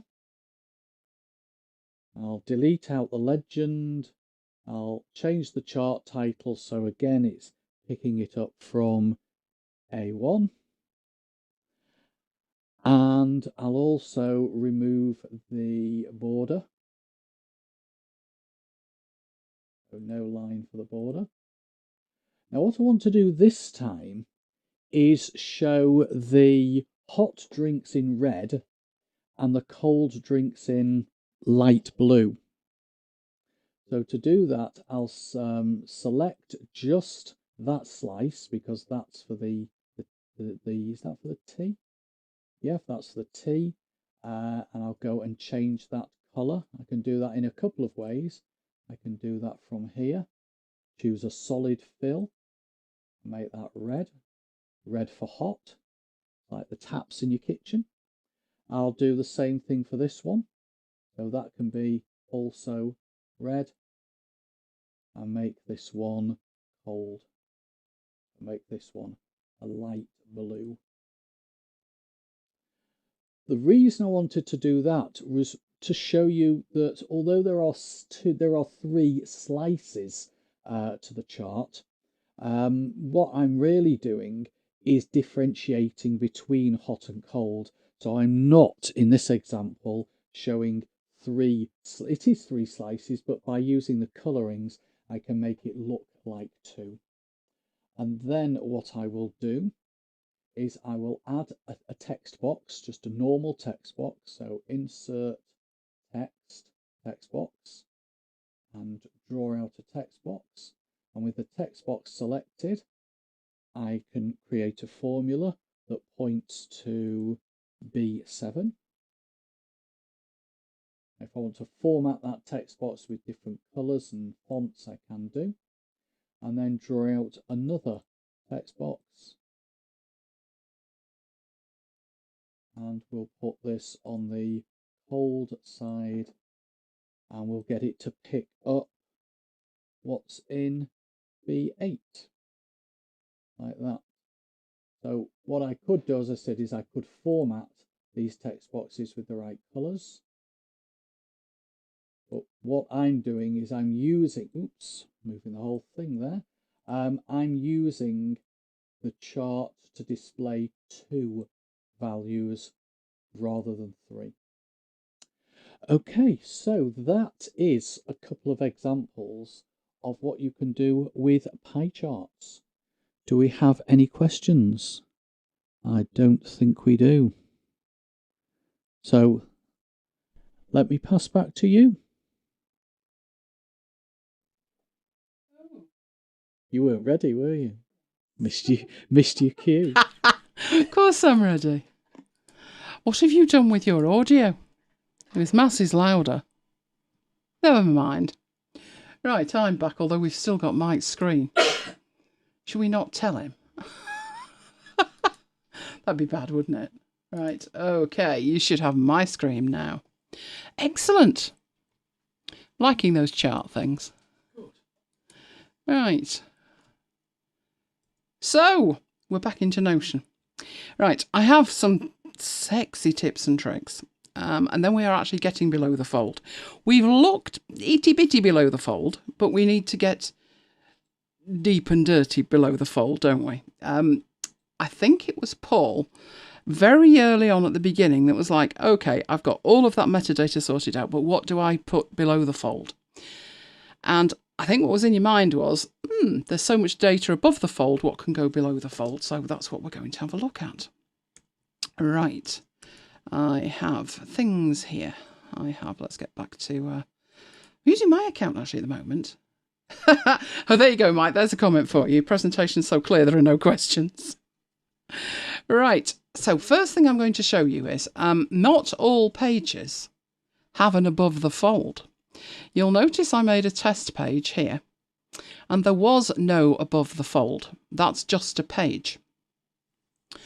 And you will need pages that are just pages because ultimately the top level of everything you tend to work with is a page. So that was a test page, but my flight deck is a page and it has lots of other things in it. It has embedded all kinds of things, but it's a page. There is no above the fold.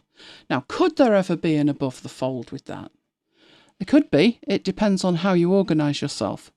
But how an above the fold and a below the fold comes about is if an item, a page, call it what you will, is in a database, then the database has properties, and that's what is above the fold. So if we take a look at something that is above the fold, by going into here and... what shall we have a look at? Let's go right back to the engine room because these are the real databases that power my entire system. And if we were to look in the weeks in there, our worksheets, there's all of this metadata that's hanging about. And all of that is above the fold. So that's why there's stuff above the fold. So if we went into week 30, you could see all of this is coming from the fact it's a page in a database. And that's why this one looks very different from the flight deck or any of the other pages that I have. And there are other pages. I'm frantically trying to think which are pages here. The flight deck is. The projects is a page. It has a database embedded in it, but it's a page. So it itself has nothing above the fold. Same with the areas. Nothing above the fold. It's a page. So below the fold appears when you've got content in a database that you have opened up as a particular page. So something like MacBites 124. There's all the data. So that drove the thing. Now that one was actually slightly different. We did have comms, we did have a publishing process, but in terms of the actual content, the content was very differently presented. But you can see how much content is in a usual MacBites. This is today's show. It's part of a table, and that's what gives it the above the fold content. And then there's all the stuff below the fold. So I'm going to look at the weeks first. That'll make more sense. And I'll go into here. Right. I have a table pulled through to the flight deck, which is this one here. Fold that up so we've got a little bit more room, which is my weekly worksheets, and I always have a rolling 8. So as we've gone through this process, you will remember you were probably looking at 2019 week 52, and then week 1, week 2, week 3. But that's in the query that's pulling those through is actually saying look back a month, look forward a month, and that's why I'm getting certain things in there. Now, I also got questions about basically duplicating a table that's full of weekly action sheets. So you've got one ready for next year. And I said you didn't need to. So I'm going to show you now why you don't need to do things like that. So to do that, I'm going to go through to the engine room. This is the raw material we are working with here. You would never use this view. It's not that friendly, is it? You can improve it, but ultimately it's not that friendly. You can see there is no view on that apart from the view that I've got, and the only thing on that is a sort. The reason I don't have any views on this is because it's in the engine room and I'm going to pull it through to somewhere else. I'm not going to come to the engine room and start fiddling with it. Having said that, I've just noticed, I think, did that disappear? What's wrong with week 13? Why is there no icon in week 13? Or is it there and it's just not pulling through? No, it's not. Oh no, that's not good, is it? But I can fix that. Let's have a look. Yeah, okay. I can add an icon, go and find it, upload an image, choose an image. Luckily for me, they tend to be in the same place. That's for days, but of course we need them for weeks, and it's week 13. So as long as you put stuff in a logical place, it can be that simple to fix a problem like that. But I would never generally come in here and start playing around with it. Right, but if I go right to the end and we look at the last one, which is in July here, we have the information above the fold, and I even have some information below the fold. But I can tell you that by the time I get to there, I'll probably have redesigned this. I mean, that's July. I'll have redesigned it 27 times since until, before July. I have put that in, and that's what, I think it was Kim, if you can let me know, that you wanted to have a table full of weeks ready for next year. And it's not a bad idea. I've gone up to July, as you can see. In terms of days, I've gone up to the end of the year. But the reason that I don't bother having a table that I would duplicate for next time is all of my weeks would go in here. If I wanted to do some kind of triage in here, then I can make a view and make that happen. But what's much more important is that when it comes to making week 31,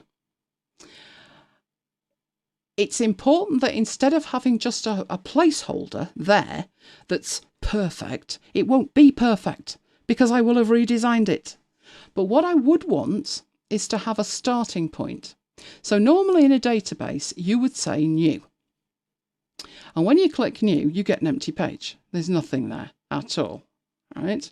So you have to start filling it all in and putting icons on it and all of this information. That's not that arduous, but you probably wouldn't want to do it. So I have created a template. Now there's two distinct types of template.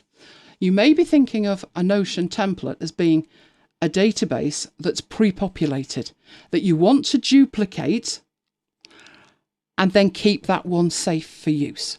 And I completely understand that, but there's a better way to work.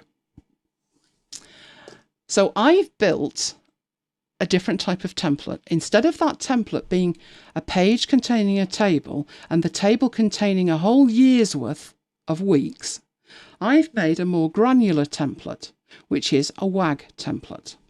So I can go into here and I can say new, but this time everything below the fold is populated. Now, just looking at this, I can think that I've already edited it. I don't really want it to look like that right now. So because of that, I delete that one. So I've made a new one, but I'm going to delete it. And I go into here. You can go and edit the template that you've made. So actually edit the master copy. That's why you get this strip across the top. that says you're editing a template in WAG Worksheets, which is good to know. So I would take that full page and then start editing it. Now, I've already put in the year. I haven't bothered with the quarter in that because that's getting a little bit too granular. But all of the content here, yes, that makes sense. Or does it? And I can tell you that I've changed that. So I want to get rid of that. That isn't going to work like that. Everything else there's okay. This is pulling through a database. And it's pulling through the December holiday. Now, this is a template. It's only a starting point. What you would need to do when you make it, I will show you because we'll actually go and do it. But I just want to show you that how I used to do it was I filtered for where the journal days contained, and then every time I made a page, I would need to change these dates at the end. That got old fast. So I've rejigged, and I can do it another way with a much easier query. But I've also got down here my master projects list, which is everything that's there. And that too is filtered. That's based on whether it's complete or on hold. That's what's available. Then I've got my master actions list, same procedure. And then I've got my notes. And again, same procedure. They I think are all my notes. Yep, there is a sort on them for date descending, but other than that, it's all my notes. But it's a starting point. So I've deleted a little bit on there. Is there anything else I need to add onto there? I don't believe there is.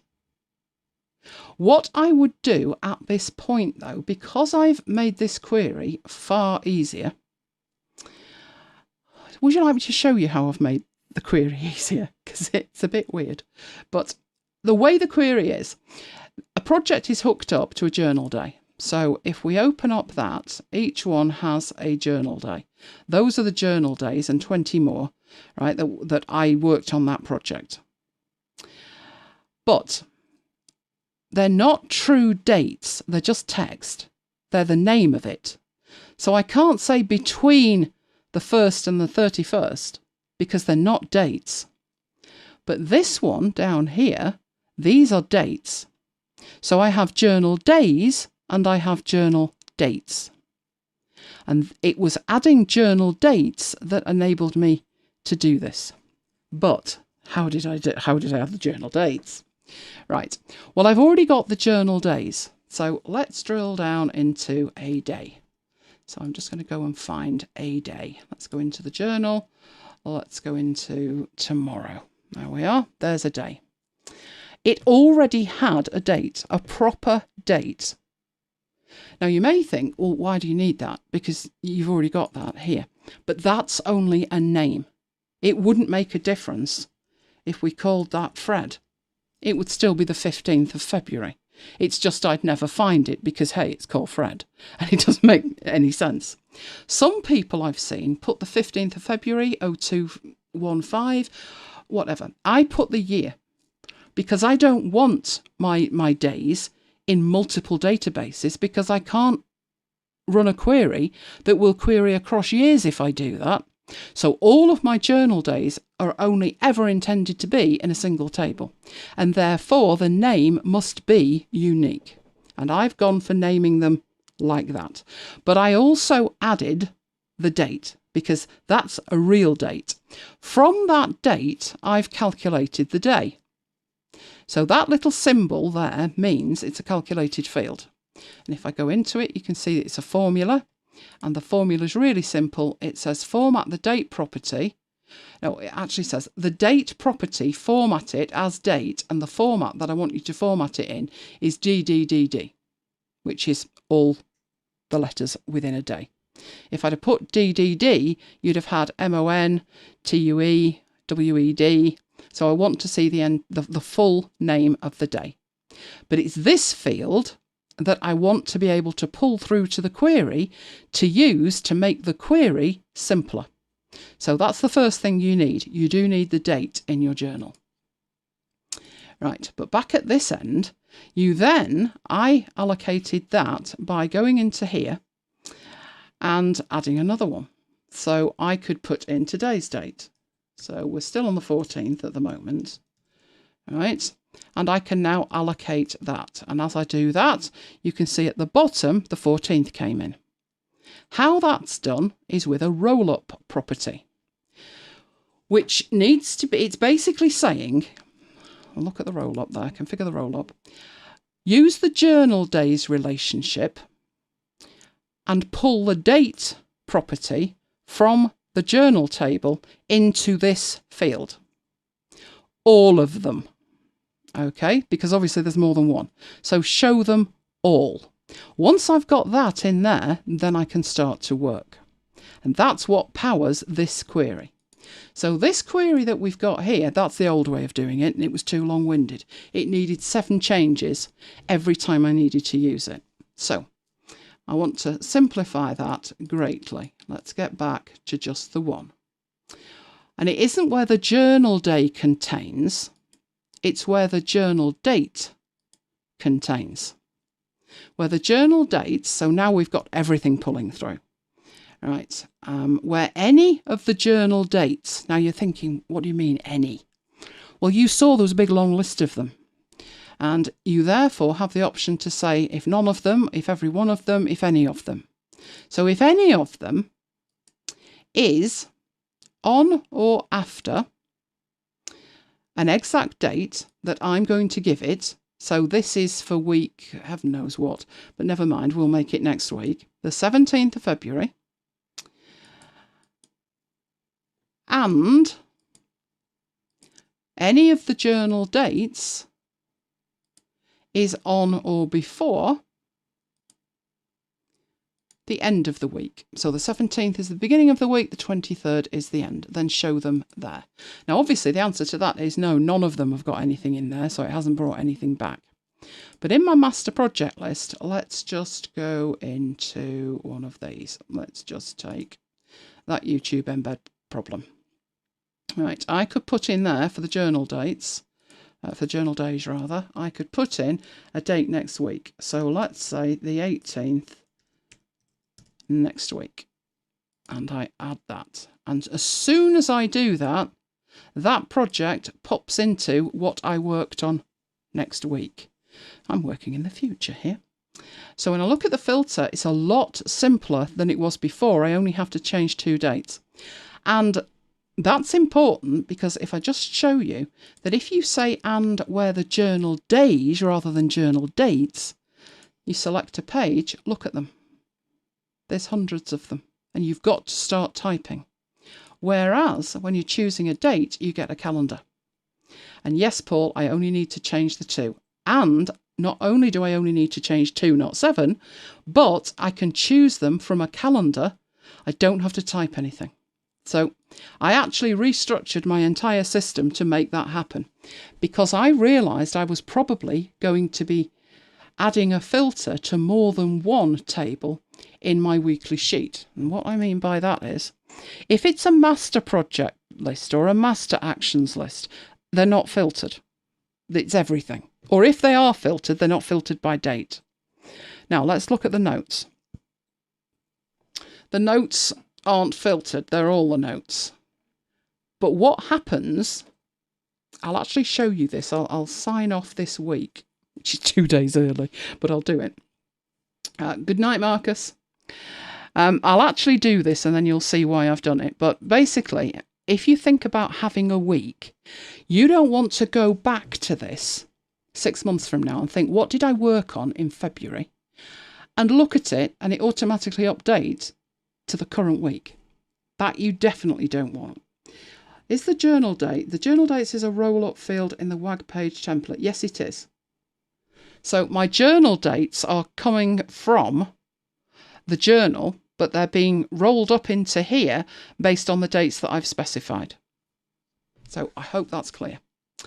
Now, at the moment, the notes don't have any date on them. So it means if I were to open, if I created a page for July and I opened it at Christmas and I looked at the notes, what would be at the top of it? And what would be at the top of it would be the notes from December.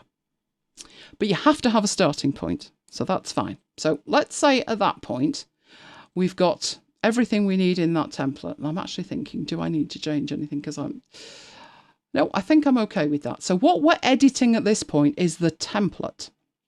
Let's go back and go into here. So no, we don't want that. We want to be in there. So we've edited the template. Now we're going to create week 31. So instead of saying new and having a blank one, we're going to start with the WAG page.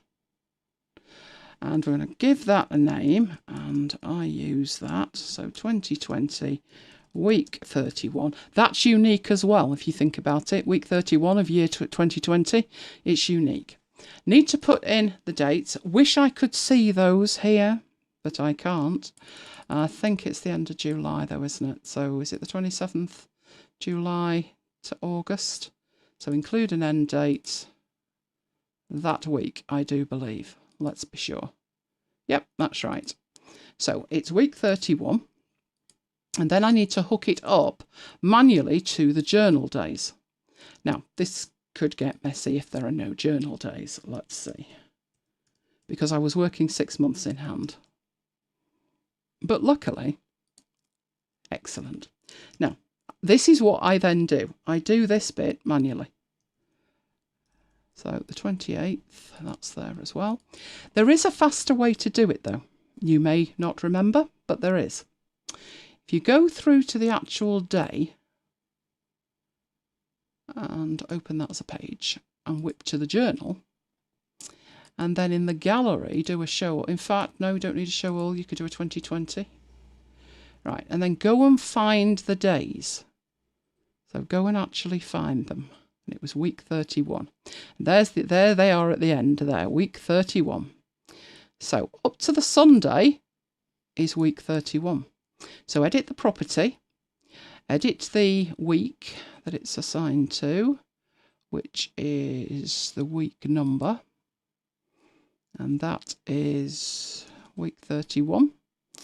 And you can see there was last year and there was this year. So I need to get that to this year's. And I could carry on. Obviously, if I do that, I'm only up to 31. I don't have a week 32. But that's a faster way to do it. And from here, you can get straight back to week 31, which was where you were. And that's dealt with. Right. And then in the month, put the month in. Now, there were 2 months. So there was July and there was August. Okay. And the quarter, is that July? 1, 2, quarter 3. So, oh no, don't do that. Come on, what did I call the quarters? That way. So now everything's wired up. All of the meta up there is dealt with. But as you come down to start using this page, let's ask Mike. Let's see how awake he is. Is it grey bin day in that week? Let me know. If not, I delete it. But otherwise, if it's grey bin day, oh, we put the buntings out. And that I do deal with it. Right. But down here, this is what I do when I make a page. You then need to be thinking about the filter. So this time, instead of it being February, I will whip through and actually wire it up correctly. It's everything between the 27th. It's grey bin day next week. I know it's next week. I'm not asking about next week. I'm talking about July. Last week in July, Mike. Right. Through to August. And now when I come through to that, that will be absolutely correct. It doesn't look like there's anything there. Oh, I can't delete it then. It is actually grey bin day. Put the buntings out. Now, I can't do anything with the rest of that at the moment. So I'm going to find a week that I'm going to sign off and do it on that instead. I'm using my own data here as well. That's interesting. If I don't, there's going to be no data in it. Right, I've got a week 8. That's fine. I'm probably going to be signing off week 7 or week 6 though. Let's try and do this one. Right, that has appeared in here all of a sudden, as has that. Mind you, that one's right. The 51 edit. That's my project. I edited 51. It was in there to do. MacBites 124 was done. That's been done. Oh look, where's Jonathan? He'd be nodded off. Klaxon for Isaacs. MacBites 125, Jonathan. Been doing some work. And today's as well. Now, this one obviously is a mistake. So to do that, I'd need to go into there and I need to take that off that because we only did that for a demo, didn't we? So somewhere in here, let's take that off.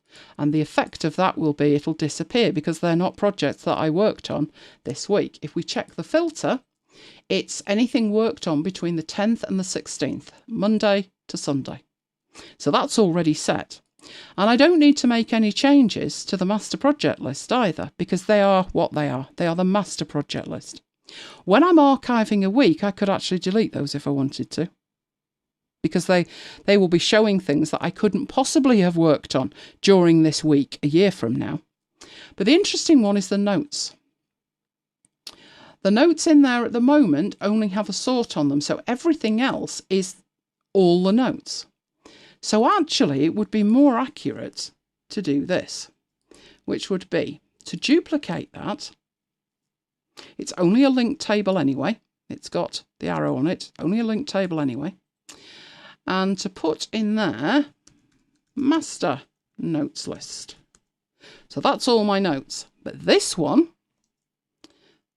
these would have been my weekly notes. Doesn't need notes twice for this particular week.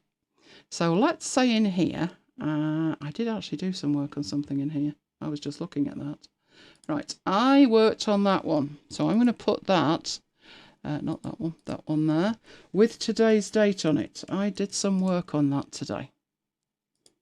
Right, that's all I need to do. It doesn't change anything particularly, apart from the fact that when I come to archive this page, I'm going to come into here and I'm going to add a filter.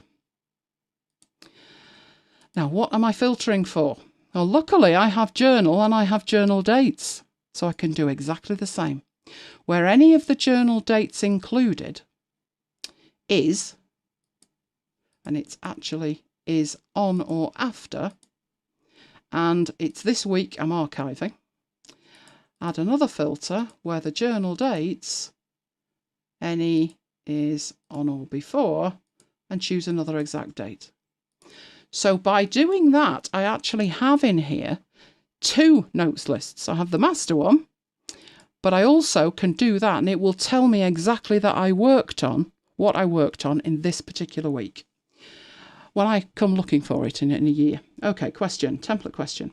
Previously created web pages, do they get updated when the template is updated? No, Paul, they don't. You have to think of it as like a diary or a file of facts that you improve as you go. If you want to go back and do that, so let's say these weekly notes. Let me get into my weekly pages, which are in here. And I should have one for last week, which was week 6. So let's open that up as a page. And when I get down to the bottom of that, you can see I've actually got more in this one. I've got my notes. I've got meeting notes in here as well. And I got my comms. So there's more in there than I had in the other one. I'm still playing around with this to see what I actually need. But basically it's notes from my meetings. And it should be just the meetings of that week. And that one says rolling 2 months.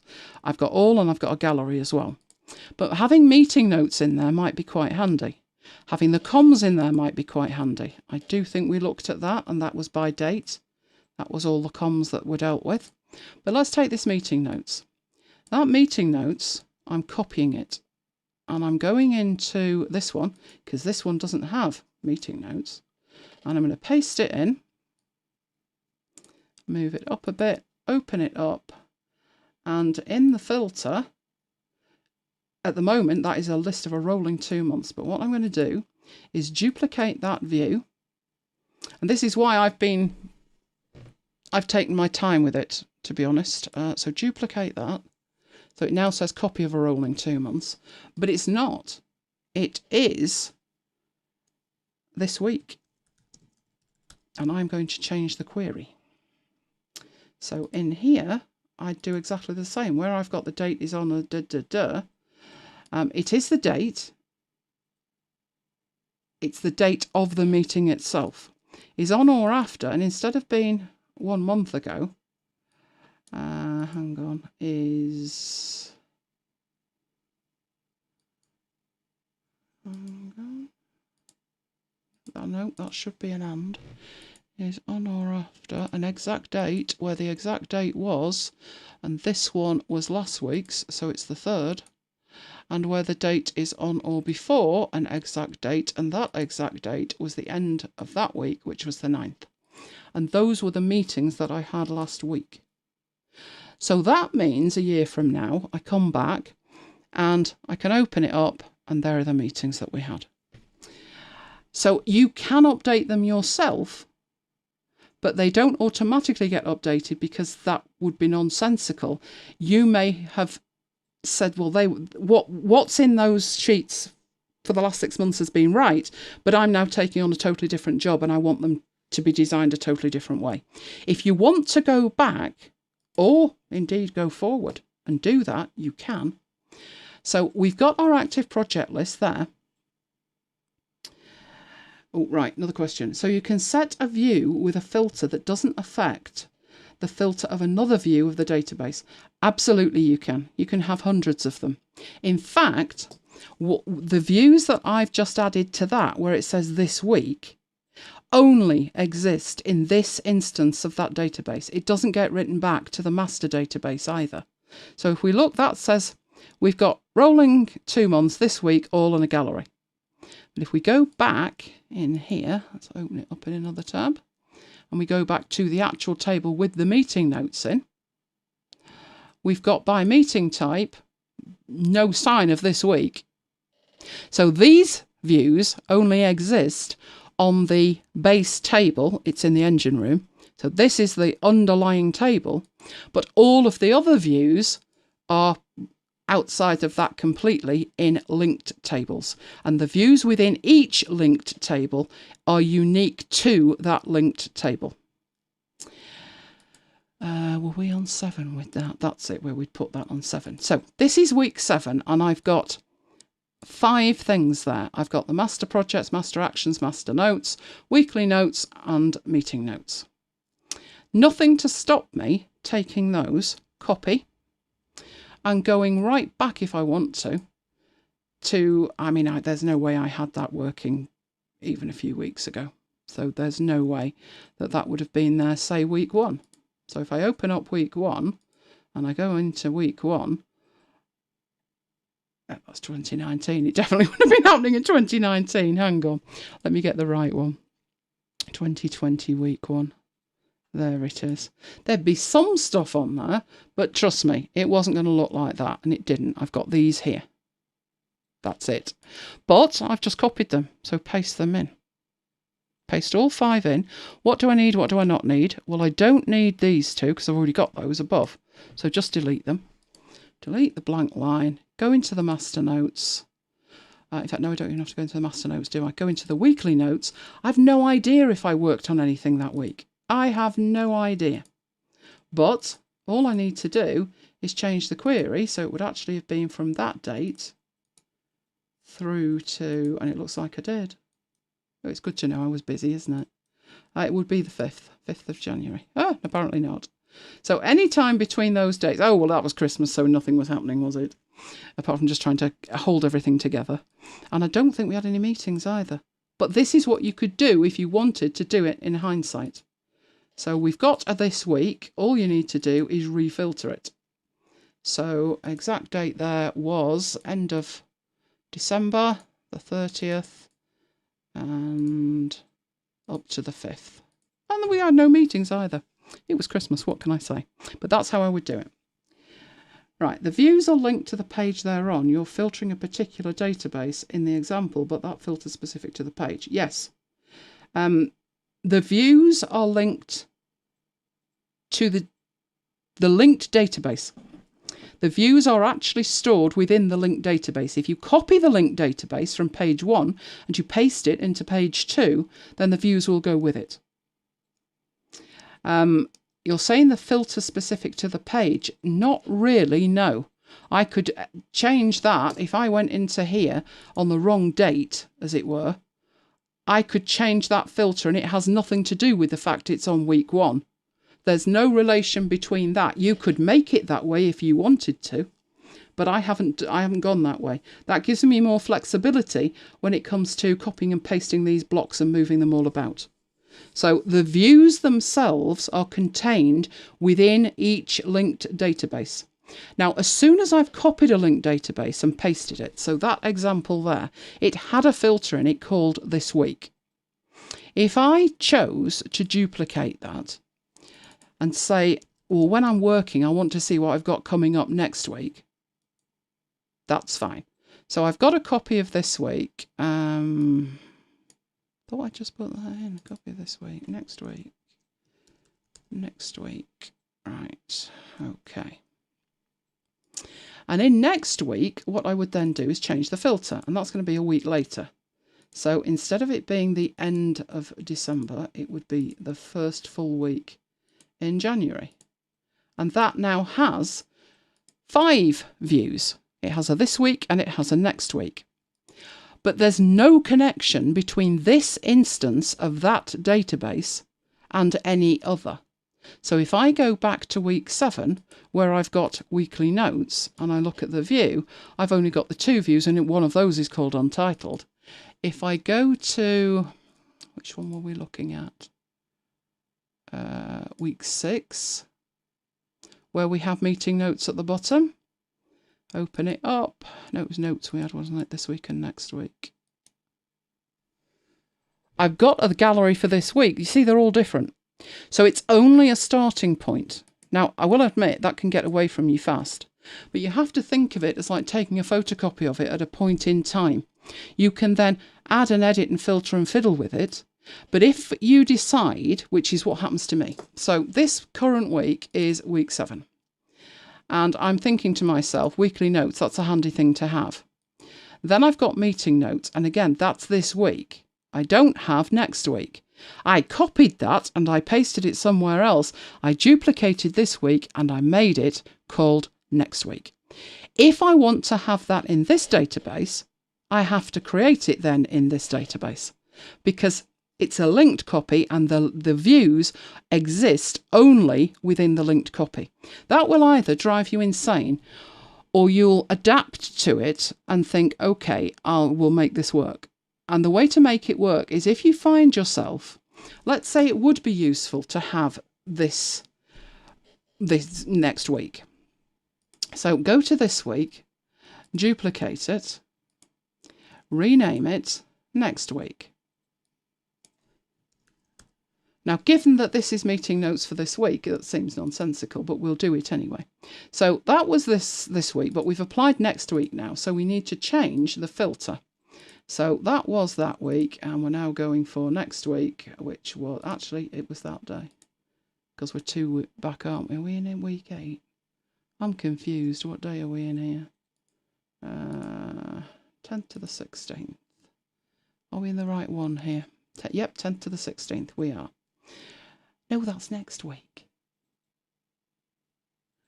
Okay. Is this week the 10th to the 16th? I think I didn't update that. That's very naughty of me. Right, 10th, 16th. Right, now that's right. So that's this week, and then that's next week, what we've got planned.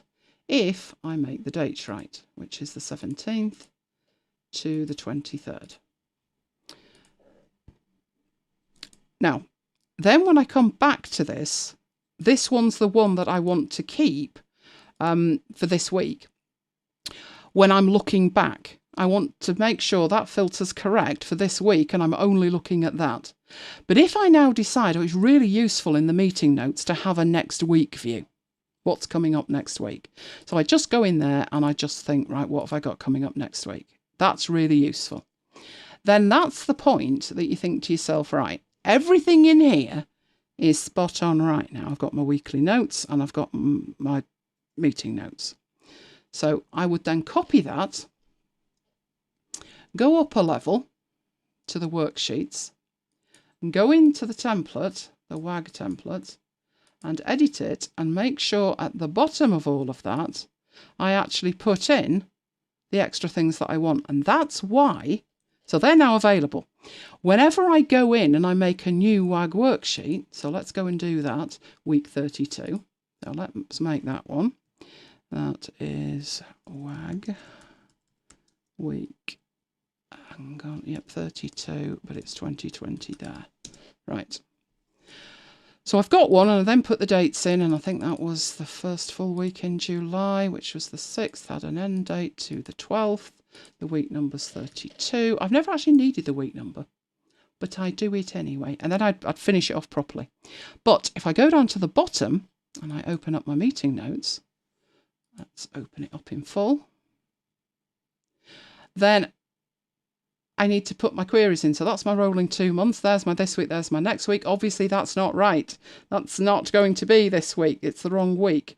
But I change the filter and I make it for July. So when I'm doing my weekly review, the first thing that I do is sit down and change these queries. And that's why I needed to dump that query that was just too horrific. It was too difficult to change. Now, that's also the reason why the availability, the ability within your WAG worksheets here, your top level of your database, to have templates is why there's no need to have another table that's set up perfectly for next year, because you will change stuff as you go and you can update that template and keep updating that template. Now, the good news with it is, what if you made a mistake? What if you started off with an empty page and you called it the right thing? I think we're up to week 33 at this point, aren't we? And we put all the right dates in it. And you've put everything else in, and then you think, oh, it's got nothing below the fold. Well, the good news is you can apply a template retrospectively. So you will have to go in and make it full width. It won't know about that. But once you've done that, you just click WAG and it will fill in the rest. Now, the good news with that is, when I say it will fill in the rest, it will fill in the rest. Anything that you've got in the template that is not defined already, it will fill in. And what I mean by that is, let's go back to the engine room and look at the journal. Right, we've actually got in the journal, I think, all the way up to the end of the year. No, we haven't. We've only got up to July, haven't we? Because we've just done that. Oh, really? That was lucky then, wasn't it? Right, I thought we had more than that. Go on, yeah, you have. You're just not updating on me. I think we're upsetting Notion. I'm sure I went just beyond the end of the year, or at least to the end of the year. Right, you'll notice each one of these has got an icon on it. But the worst thing that could happen is that I think I'll just add in the 1st of January 2021. I'll just put that in. 01/01/2021. Right. And it would be that one, which is a Thursday. And at that point, everything looks fine, doesn't it? Only hang on, where's that scooted off to? Right, I had a view on this. I think that's what's upset it. I've got it at 2020 up there. So I need to show all. And I need to scoot right down to the bottom again. So I need to scroll and scroll and scroll and scroll some more. But we'll get there in the end. Or I could filter, couldn't I? Oh, I saw it then. I saw it right at the bottom. We'll get there. Right, where are we now? February, May. Keep going. This is why we have views. This would get old fast, wouldn't it? Right, we're almost there. We're there. And I seem to have 2 of them as well. Don't know how that happened. Right, let's get rid of that. Let's just delete it. Right, but we've got this one. And it knows it's a Friday, and it knows it's the date. And now there's no icon. Now, uploading the icon, you've seen me do it for 13. Didn't take that long, did it? All I need to do is hit add icon and go do it. But I found I was creating 365 of these. And I had no intention of uploading manually 365 icons.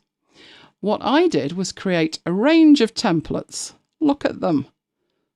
31 of them to be precise. So up at this end here, if we went, I'm not going to the top again. I am so not going to the top again. But you know the blue button at the top? If I clicked on that, there'd be a whole range of them. We'll go and see it shortly. But by opening that up, in fact, I know what we'll do. We'll open that as a page somewhere else, which means we can scoot back to the top of this. Right, that new button there. In the journal, I've got 31 templates. And that meant I could add a date and quickly apply it. But hang on a minute. How fast is that? And what do you do? It's okay saying, right, I'll now make the 2nd of January. But you've just seen it's right down the bottom and it's a mess. It's horrible. But here's how quick it actually is to use those templates. There's the 1st of January last year. And you'll see odd ones have dates on, have the icon, others don't. But if I open that up and retrospectively apply a template, anything that's not populated in there will get populated, and that includes the icon. So if I hit on the one, the icon straight in. And that was why I bothered doing it, because it meant it was so much faster to just go and do that. Didn't even have to wait for it to upload. You can quickly go into the next one and just apply the 3rd. You're out. It's coming in very, very quickly. But, you know, you get into the rhythm of it. Sometimes you can be out before it's actually uploaded like that. And you are into the 5th. And you're applying 5. Now, the beauty of it is, one, a template will apply retrospectively. It only overwrites when there's nothing there. So in other words, it doesn't actually overwrite. It will populate what's not there. So there was no icon. If I had put an icon, so let's say the 6th, if I'd added an icon, just random, and then applied the 6th, oh, actually it does. It does with the icon. It doesn't overwrite anything in here. So if there was already things in there, it wouldn't overwrite that. So that's why I bothered to create all of those templates. If we now go into, was it that one? Yeah, I opened that up, didn't I? Because that was 21. And I was going to show you what I've already shown you. That you can do it manually by adding it and going to find the file, or you can just hit the template in retrospect and it will apply it. Right, so that was what was below the fold on the week view, which I live in. I live in the week view. We've seen, actually the journal, if you think about the journal, below the fold in the journal, there's the 15th tomorrow. I have a lot above the fold. Every one of these, so this is a calculated one, the day. The week is related, the events are related, the date, the notes are related, the projects are related, the tasks are related. The meetings, meals, professional development, cover, all of those are related. The cover is then loaded, and then there's tags if I choose to use them. Below the fold, I don't have anything. I probably should. It would probably make sense to just give me like a prompt as to what I want to write about the day. But I have so much of it coming into the top, I don't need to write at the bottom, today I worked on Project X, because I can see from this what I worked on. I can see what notes, I can see what events, I can see what tasks, meetings, meals, basically everything I'm interested in. So I tend not to put that much below the fold. But if I wanted to put some photos in, memories of the day, I can do that, just drag and drop them in. So I haven't formalised it, but anything extra to that I would put below the fold. And the same principle applies to everything else. So right back in here, the journal we've looked at, the weeks we've looked at, you look at the months, you've got this view of the months there. It's hideous. Who wants to sit and look at that? What I actually do is from my flight deck, I have the months. There's a gallery of my months, and I would intend to put one photo that represented the month, and then I can go into that, and what I've got below that are all the days for that particular month. And as you can see, I've put some photos in. I'm working on it. So if there's a photo that automatically fits, we Brexited, so I put all of the papers on it. Not likely to forget that day. But we also went to Queen in Warrington. That was the night that, did we have a YTP that night, Mike? No, we did it on the Saturday, but we did tweet you live from the show. We slacked you. So that's what's below the fold in the month. In the year, it would make sense. So let's get back to the engine room. In the year what's below the fold, well, that would make sense to have something that made sense to you. So not that, you don't want to look at something like that, but you could certainly, let's say, open 2017, and there's nothing in there. I haven't got the weeks, I haven't got nothing in there. I just threw that in, so it's 2017. But what would make sense to have under here is a filter for the months. So let's have a look what I put in. What did I do for 2018? Nothing in 2018. And what did I do for 2019? Nothing. Fabulous. Right, so what I'd probably do is create a linked database, and I'm looking for months. That one there. It will pull in all the months. It'll be hideous. It'll be useless, like a table. But add a view to it. Make it a gallery. Call it a gallery. Okay. Now I've got something, and it's got all the wrong years in. But all you need to do is apply a filter. What are we looking for? We're looking for... Now there's a date range here. This will be interesting.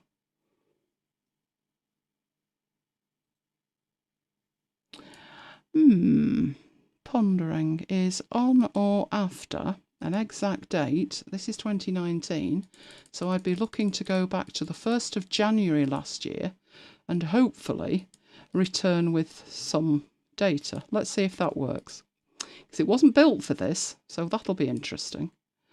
And an exact date there would be then. And it's worked. So it's brought in the month. Sort's not right, so I'd need to apply a sort to it. Let's have a sort where, and what are they actually named? Yep, that'll do. We can do it by the name. Sort name ascending, and you've got January, February, etc. So that's what would be below the fold in there. And then what I would do is I would change that, so I am looking properties. What do I want to see here? Now I've got the page cover, the content. I don't have in there an image. So there's something that I've missed. I need a monthly image. Oh, actually I've got a cover on it. I wonder if that'd work. Hang on, let's see if that'll work for now. Just so we can see something. Don't disappear. Where were we? Did I add that in here? Lost the view. Hang on, let's go back. Right. We go back again? Right, this one. Let me open that as a page before I lose it again. Let's change that, the properties, to be show the page cover. And I've got pickies. There we are. It's my birthday in May. So I've got cover pictures that I can use. And there they are. So that's what I would put below the fold on a year. What else we got? You've seen some of the things I've got below the fold. So there's MacBites 124. Below the fold, we've actually got the show, all the things that are to manage the show. And after hours below the fold is all the same things, show management, post-show action items, got the actual recording. If I press play, but I would see myself, who wants to do that? And then we've got all of the content items. And then we've got full list of content items and suggested content items, all below the fold. Now, a couple more things I wanted to show you. Oh, areas and projects. I have taken time with areas and projects to make them all look pretty. So, like I've said to you, nothing below the fold, it's not in a database, it's on a table. But still prettified. And the areas are just as pretty. And it does make a difference. You want to go in and work with it. It does. Right, a couple of things that we were working on that you won't have seen, and I can demonstrate two things to you with it. Right, in MacBites, which is in our shared space in here. Oh, Paul's got a question.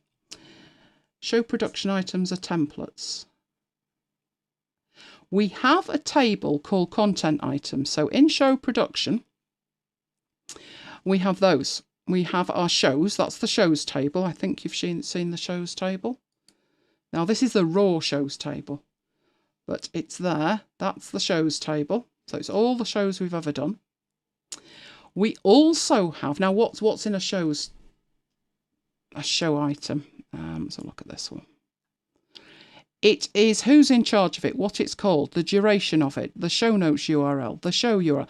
All the information in there is related to the show. It's not the content of the show above the fold. It is related to content items. So content items are in a totally separate table in here. There's content items. This table is huge. This is going to take a couple of seconds to load. It is huge. Right, we have content items going back loads. Look at them all. We've got sections of the show across the top. And we've got the content items that we've done for each bit of that in there. So if we look at something that we did, what did we do? Like zipped. A content item has its own metadata. Who's doing it? Is it complete? What section of the show? Points are our way of working out how long it will take. So is it a big thing? So, for instance, the Notion thing that we've been doing for the last 5 weeks, that's 160 points. That was 8. So that can happen far faster than the Notion one because it's far bigger. Is it in Scrivener? Yes, no. What show's it for? Is there a prereq? What show is it? Now, in that case, it was actually a MacBites. What's the show URL? And then are there any action items? And is it related to a suggested content item? And then we've got the actual content underneath. So we put in all the details that I need to talk about. That's a content item. It's related to a show via the show link. When you click on there and you go to the show has multiple content items. So there are all the content items that were discussed on that show, and they're actually in a table. That's all that we discussed. There are the points. How many was complete? Oh, easy. Everything's complete on this one. Look at that. There you go. That's what that actually looks like. So we have shows, we have show content items, and we also have suggested content items. We don't put something, what we were doing was putting suggested content items in the content items, but it just gets overwhelming. So we've pulled those out and put them in suggested content items. We've got pre-records if we've done that. We've got chat logs, all of that runs the show. All right, so where was I heading next? I was heading to MacBites because on MacBites we actually have the review of the year, 2019. Now, what I'm going to show you here is this is a different type of show. It was a long show. It was a long show because we had a lot of items. It was conceived the year before. So if we go back and we look at the 2018 annual review, this one was also quite long, but it was written as a blog post. You can see 100 points, much longer. But when you actually look at it, we had the links that we referred to, and then we had the actual content. So we had 3 items in January and 4 in February, etc., including the great shooting incident of 2018. So that's what we had the year before. And it was conceived as a blog post. And that was the blog post. Everything you see there, that was the blog post. When we came to do it this time, we're obviously doing it slightly differently. We'd got the first one under our belt, and we had far more stories. For a start, we put in all of the MacBites that we'd done. So what we've got over here is blogs and etc. that have done reviews of the year. They were all quite short. None of them actually had all of the stories in that we wanted to use. But what we've got, I've got those links over there, and I've got a style guide which says for the months I'm using a heading 2, and for stories I'm using a heading 3. And then we have the actual content. And that was what we did the show from. All of that. But working with it became a nightmare. Look how long some of these stories are. And we published it as a blog post from there. We didn't edit it at all. That went out as a blog post. But there's a couple of things in here. One is these images. How did they get to where they should be? Done right. And the other thing is, how on earth do you navigate a page like that? It's horrible. You can do a Command and F and do a search. So if I'm looking for Angela, you've got all of these things. There's 11 mentions of Angela, and I can go between them. So that's one thing that would help you. But as we were actually putting it together, what helped the most was actually a feature that is in Notion. And you may or may not have used it, but for something like this, it's actually incredibly useful. So back at the top, you'll see I have a toggle, and the toggle says index. I've toggled the index because even the index is long, but it's a table of contents. It's got in it every heading, so the style guide's there, and then the annual review, and then January, and you can see it's got a nice little hierarchy, and then there's each and every story.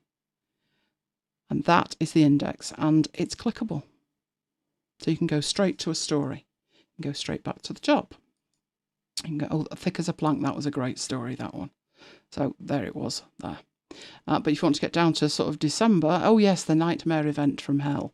You're straight there with that. It's incredibly simple to do. So let's go find our test page. And we haven't got any headings. But if we put in a heading with a subheading, you will see, and an item. There we go. Right, so that's a heading 1, a heading 2, and a heading 3. And up here, I want to create an index, which is also a heading 1. And all you need to do is put slash table of contents, TOC. Enter, you're done. That's it. You don't have to interact with it. In fact, you can't interact with it any other kind of way.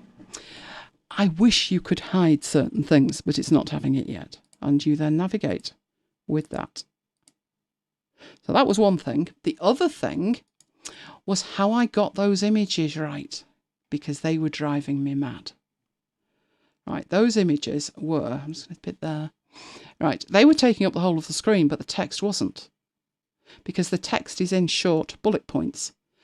And I wanted to push the images to the left, and it wasn't having it. And you put an image in, it's in the middle. That's it. That or nowhere. So let's go back over to our page here, and let's go back to 100%. Right, so when we put an image in, that's what's going to happen with it. So let's get an image. Oh, my desk earlier. There you go, an image. So I put that in Slack earlier saying I'm getting ready, and it puts it in the middle. That's fine. If the image looks like that, because it fills the page, it makes total sense. Where it doesn't make sense is where you don't want that in the middle of something, just staring at you. Right? You might want that much smaller, and it puts it in the middle. So when you've got your text, so let's go get some text out of here. Let's just take that and a bit more. Back to there. So we've got some text up there, and we've got some text after the image. And it doesn't make sense to have that image in the middle. It should be aligned to the left. Who knows the answer to that while I have a drink? It's a variation on something we did last week, but I didn't show it you with images. Who can remember that? Do you reckon there's anybody left awake to remember that? Mike's pondering here. I'm sure there's people awake. You're just pondering though, aren't you? Because you said to me, why have you got these two images in there? Ah, columns, says Kim. Exactly. Now, it's all a bit of a cheat. It's ridiculous. But you have to put in like a fake item. So if I say fake item, right, and I drag my fake item to the other side of my image, it scoots back to the left. And then I delete the text. I've still got two columns, but I've deleted the text, and now the image is aligned there. And if I want the image aligned the other way, then I can move it down over there and put it in there, which moves it back to the middle, but you get the idea. If there was something in there, and I move that the other side of there, and then that over there, then it would be aligned to the right. It's ridiculous. You can control that like that by moving it, but I wanted it over there, out of the way. Oh, good. I'm so glad. Right, so we've done that one. Right, what else was that under my little thing there? that was it. I'm done. I think I've taken you through all the tips and tricks that I've got. So your job next is to ask questions.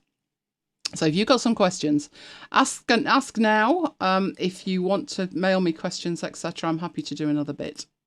But that's all I have in Notion for right now. I'm sure I'll think of more as we go through it. But we will be back next week. And it's a Friday again. Who's going to be with us? What are we going to cover? Charts. Oh, Mike's got more on charts, so he's a happy boy. I was thinking of a cloud service, showing you something that can do. What else did I have?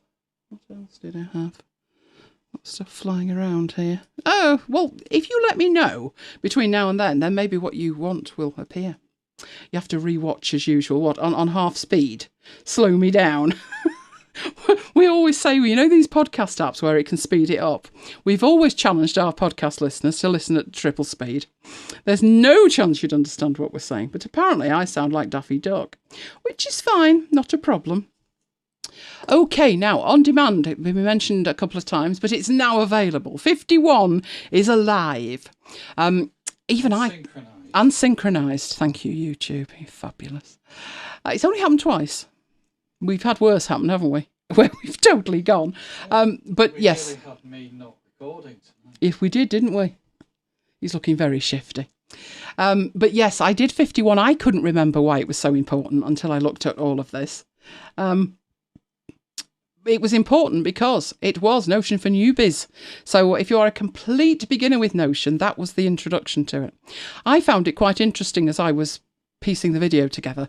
When I say piecing it together, we have the audio separate from the video, but we have an audio track with the video, and we call it the key audio. It's just used for alignment. It's not the best quality audio. We could put the two together, but we're of the belt and braces school of technology. If it can go wrong, it will go wrong. So we keep the two separate. So I was keying it up, and I was thinking, I don't remember doing this. And I said to Mike, this is good. I don't remember these examples. So that was one thing. Mike did macros, and then we did blog 30 and Divi. So what do you need to catch up on, Paul? What are you still behind with? I know poor Pete, who's still not with us tonight, is that far behind. We need to stop the world so Pete can catch up, which could be our plan. We could do that, couldn't we? Anyway, that's what is available on demand. I haven't put the link in, but I'm sure Mike can find it. Let's challenge him. It's on my channel. It was the last video, I think. I don't think I made it live, though. It's on the After Hours playlist, I think. I'm sure it's there. Right, we love you guys, especially because it's Valentine's Day. So could you give us a like on YouTube? It really helps, and we really appreciate it. The like button is down there. It's down there at the bottom. And you can also get more goodies at elainegiles.com/VIP, which is where you get news of all that I do. And I've got exciting things coming up. Can't say any more until March, but exciting things coming up. All things MacBites, including the podcast, because VIP does not get podcast information. All of the podcast information is at macbites.co.uk/macbites-mail. In fact, it went out on the MacBites list, didn't it, that 51 was done? I didn't dare put that out to my VIP list because some of them get very, very huffy. I didn't sign up for anything Mac. I signed up because you did an Affinity Photo tutorial. Or the best one I ever had was I signed up because you did an Acon tutorial in 2011. I'm not joking, an Acon tutorial in 2011. Oh my. Now, in the meanwhile, if you're not with us on Slack, why are you not with us on Slack? We have a fabulous time on Slack. We've been really busy this week on Slack, and Slack was where that photo came from. So we really do have a great time on there. Alistair joined us on Slack and gave me a challenge, which I passed on manfully to Mike, which we'll be looking at down the line. There are 2 dislikes. The cheek of it. Quite right, Graham. Absolutely. Maybe they were trying to hit the like and missed it. But you know what? Whatever. Whatever. You can find Slack at macbites.co.uk/Slack. And it's where we are carrying on the conversation. But until next week. There's next week. Where's that slide gone with next week on with a date on? Come back to me. Next week. Date. Remember. There it is. Next week. Friday night. Okay, so what's everybody want from... I've just realised we've got that designer thing with Excel. But I'm thinking that's the week after. We're planning ahead here. It's dangerous, isn't it? I think we both need to do that and you need to hand it off to me. I don't think it needs to be next week. No, you need to ask questions. You need to ask some questions and tell us what you want to see. Is there anything else in Notion that you could possibly not know? Basically, that's it. Is there anything in Notion you have yet to know? I think we have covered all of it. Now it's just going to be a case of pulling it together. And I'm sure there'll be questions. I'm sure there will be questions. And that's absolutely great. Put them into Slack. And we can put together a Q&A and take you through those. But that's it. Graham, what have you had? What have you had? What did you have? You had something nice. Shifty face. What are we talking about? Some Food. sweet. Yes, I had salmon. Mike made me salmon. It was very nice. I've got chocolate fudge. Mike's got salted fudge. He's a lucky boy. Yeah. He's a lucky, lucky boy. Oh dear. Right, I'll go and see these 2 dislikes now, shall I? Let's have a look. I think it only tells me. I should take a screenshot of this. But on the control room that I can see, it only shows me the likes. It doesn't show me the dislikes. In that case, they haven't happened. Yeah, that's it. Exactly. They haven't happened. If I can't see them, they've not happened. Right, what I'll do is I'll get the other link and I'll go have a look.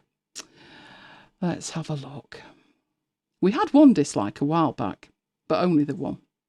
You're right, we've got 2. Oh, well, never mind. Never mind. They're offset by the other 9. It's crazy. I've never put a dislike on a video. Ever. No matter how bad it is. And sometimes I think, oh, good grief, that was bad. But I think, you know what? Somebody's trying. They're putting out some content. So let them be. But other people, not as forgiving as me. Clearly not. Right. Still trying to sort out Notion, but using it daily. Well, that's the key to it. You'll get a fit for it. You'll get an idea, a feel for what will work for you. But any questions, just pop them in there. We can sort it out. An Oreo cream egg. I didn't know there were such things. No idea. Oh, so you're still troubleshooting, Paul. If there are any issues, take some screenshots, send them to me. Oh, and you finally found the link for 51. Well done, Mike. Yeah, I went to Slack. Did you know it would have been in the Notion system for 51? Oh, actually, no, we had a discussion about that, didn't we? We've only got 1 field for the URL. So which one do we put in, the one that's synced or the one that's not? That's the kind of conversations we have about Notion. Is it worthwhile putting in a field above the fold for if something didn't work? So you've got 2 URLs. But we decided out of 63 shows, it's only happened once or twice. So we're at the point of no, we'll put it in the body of it, but we need to think about it. I'm presuming the Oreo is this black biscuit thing, but I've never seen it. I'll look forward to seeing that, Graham. I've seen Oreo biscuits that I like black flying saucers with white stuff in the middle, but seeing as though I don't eat gluten, I never see anything like that. There you go. Got black bits in these. Oh, I see. It's on the inside. Oh no. Do you know, as a kid, my mum said to me, when cream eggs first came out, my mum said to me, you won't like that. You wouldn't like a cream egg. This was my mother all over. Oh, it won't let me post that URLs to it. Leave it be. Well, shorten it. You see, if you'd set Alfred up, you wouldn't have a problem, would you? Hoisted by his own petard. So it's actually a cream egg then. So it's got the same filling, because my mum said you won't like that. So for years, I never had a cream egg. Never even tried one, because she said I wouldn't like it. And what my mother said went. I don't know what possessed me, but I must have been about 18, and I decided to just try a cream egg. Oh my word, what had I been missing out on, silly woman? I most definitely did like them. But I gave up chocolates, and now I can't eat cream eggs. It's very sad. It's very, very sad. I can't imagine. I'd imagine that's like crunchy, slightly crunchy, very sickly. You know what, Graham? I need to suggest it to Bramley Farm. They need to have an Oreo cake. This is definitely what we need, Mike. We need to go in at the weekend. You're right. I think we need to go shopping. Now we've done all the shopping and said we won't be going out. I think we might need to go out. But never mind. We are going out on Sunday though, aren't we? Yeah. We've got church on Sunday morning with Mike doing the tea. So we're very, very busy. I shall look forward to that picky though.